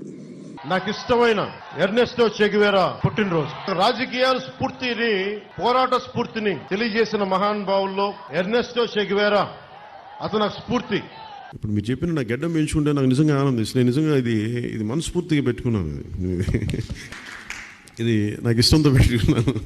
జై భీమ్ అనే పదం ప్రతి ఒక్కరూ సమానం అని చెప్పేది ఆ జై భీమ్ అనే నినాదం. జై భీమ్ అనే నినాదాన్ని మనస్ఫూర్తిగా నాకు వ్యక్తిగతంగా రాజకీయాల్లోకి రాకముందు నుంచి, సినిమాలోకి రాకముందు నుంచి డాక్టర్ బాబాసాహెబ్ అంబేద్కర్ ఆశయాలు అర్థం చేసుకున్నవాడిని, చదివిన వాడిని. బాలాగారు విచారించినప్పుడు నాకు అంటే మీరే చెప్పాలి ఇటువంటి సిట్టు విచారణ ఎలా జరుగుతుందనే దానికి సంబంధించి ముందుగా విచారించాల్సింది మీరు చెప్పిన 7S లో చంద్రబాబు నాయుడు గారిని పిలవాలి, ఈఓ గారితో విచారణ జరిపించాలి. అది ఎట్లా లోపలికి వెళ్ళింది, లడ్డూలో కలిసిందనే చాలా ఇంపార్టెంట్ కలవాలి. సో దీన్ని బేస్ చేసుకొని ఒక సనాతన ధర్మాన్ని హిందువులు రెచ్చగొట్టి ఏదో చెబుతున్నట్టు, సరే అది రాజకీయమా ఆయన వ్యక్తిగతమా అది పక్కన పెడితే 1,00,000 లడ్డూలు వెళ్ళిపోయే అయోధ్యకు అంటున్నారు. అయోధ్య ఇప్పుడు ప్రారంభం జనవరి 22న. జూన్ జూలైలో ఏఆర్ డైరీ వాళ్ళు సప్లై చేశారు. మరి ఎవరు గాలికి పంపించారు దాంట్లోకి? నో ఇప్పుడు దాన్ని కూడా ఇది కూడా విచారణకు వస్తుందా? నేను అంటున్నది ఉప ముఖ్యమంత్రి అంటున్నా. నేను సనాతన ధర్మం వాటి గురించి మాట్లాడే ఆయన వ్యక్తిగతం, అది ఉప ముఖ్యమంత్రిగా ఉన్న స్థాయిలో మాట్లాడిన మాటలు కదా. నో ఈ సిటీ ఇన్వెస్టిగేషన్ లోకి అయితే పవన్ కళ్యాణ్ రాడు. ఓకే, ఎందుకు కాబట్టి ఓకే మన నోటికి వచ్చిన కామెంట్స్ చేసుకొని వెళ్ళిపోతూ ఉండొచ్చు మనం. వెళ్ళిపోవచ్చు. ఎందుకంటే మనం తప్పించుకోవచ్చు, ఏమన్నా మాట్లాడుకోవచ్చు. ఇంకోటి ఉంది, యుఏపిఏ అనే ఒక యాక్ట్ ఉంది. ఆయనని అర్బన్ నక్సల్ కింద ఫస్ట్ డిక్లేర్ చేసి వాళ్ళ పార్టీని బ్యాన్ చేయాలి, పొలిటికల్ పార్టీని. ఎందుకంటే ఈయన ఇప్పుడు మనం అంతా అర్బనైజేషన్లో ఉన్నాం. ఇప్పుడున్న అర్బనైజేషన్స్లో ఎడ్యుకేషన్ సిస్టంలో 20th సెంచరీలో ఉండి 20th సెంచరీలో ఉండి కాన్స్టిట్యూషనల్ ఎరాలో ఉండి ఎడ్యుకేటర్స్ని నేను ఏం చేస్తున్నాడంటే సైకలాజికల్ డిజార్డర్స్గా తయారు చేసి ఒక అన్సస్టైనిటీ ఆఫ్ సొసైటీని తయారు చేయడానికి ఈయన ప్రొవోకింగ్ చేస్తున్నాడు. ఇలా ప్రొవోకింగ్ చేసే వ్యక్తుల వల్ల ఈయనని ఫాలో అయ్యే ప్రతి ఒక్కరూ దాని ఇన్స్పిరేషన్గా తీసుకొని రేపు సొసైటీలోకి వచ్చేసి ఎలాంటి లా అండ్ ఆర్డర్ని చేతిలోకి తీసుకొని వాళ్ళు ఇష్టానుసారం బిహేవ్ చేస్తే ఎక్కడైనా గొడవలు తాడులు ఇలాంటివన్నీ చేసుకుంటూ కూర్చుంటే, ఎందుకంటే ఇప్పుడు ఈయన ఒక ధర్మాన్ని ఎత్తుకున్నాడు. కాన్స్టిట్యూషనల్ ప్రకారము షెడ్యూల్ 3 ప్రకారము ఈయన ఓతు తీసుకొని ఈయన ఓతు తీసుకున్న తర్వాత డీసీఎంగా వచ్చి డిప్యూటీ చీఫ్ మినిస్టర్గా వచ్చి కాన్స్టిట్యూషన్ ప్రకారంగా ఈయన గవర్నెన్స్ చేయకుండా ఈయన వ్యక్తిగతం అని అనేటప్పుడు ఈయన వ్యక్తిగతంగా తీసుకొని వెళ్ళినప్పుడు ఆ మీటింగ్ తిరుపతిలో పర్సనల్ మీటింగా, పొలిటికల్ మీటింగా, గవర్నమెంట్ మీటింగా, రేపు నేను ఆర్టీఏ పెడతాను. ఈ మూడిట్లో వాళ్ళు ఫస్ట్ ఆఫ్ ఆల్ క్లారిఫై చేయాలి.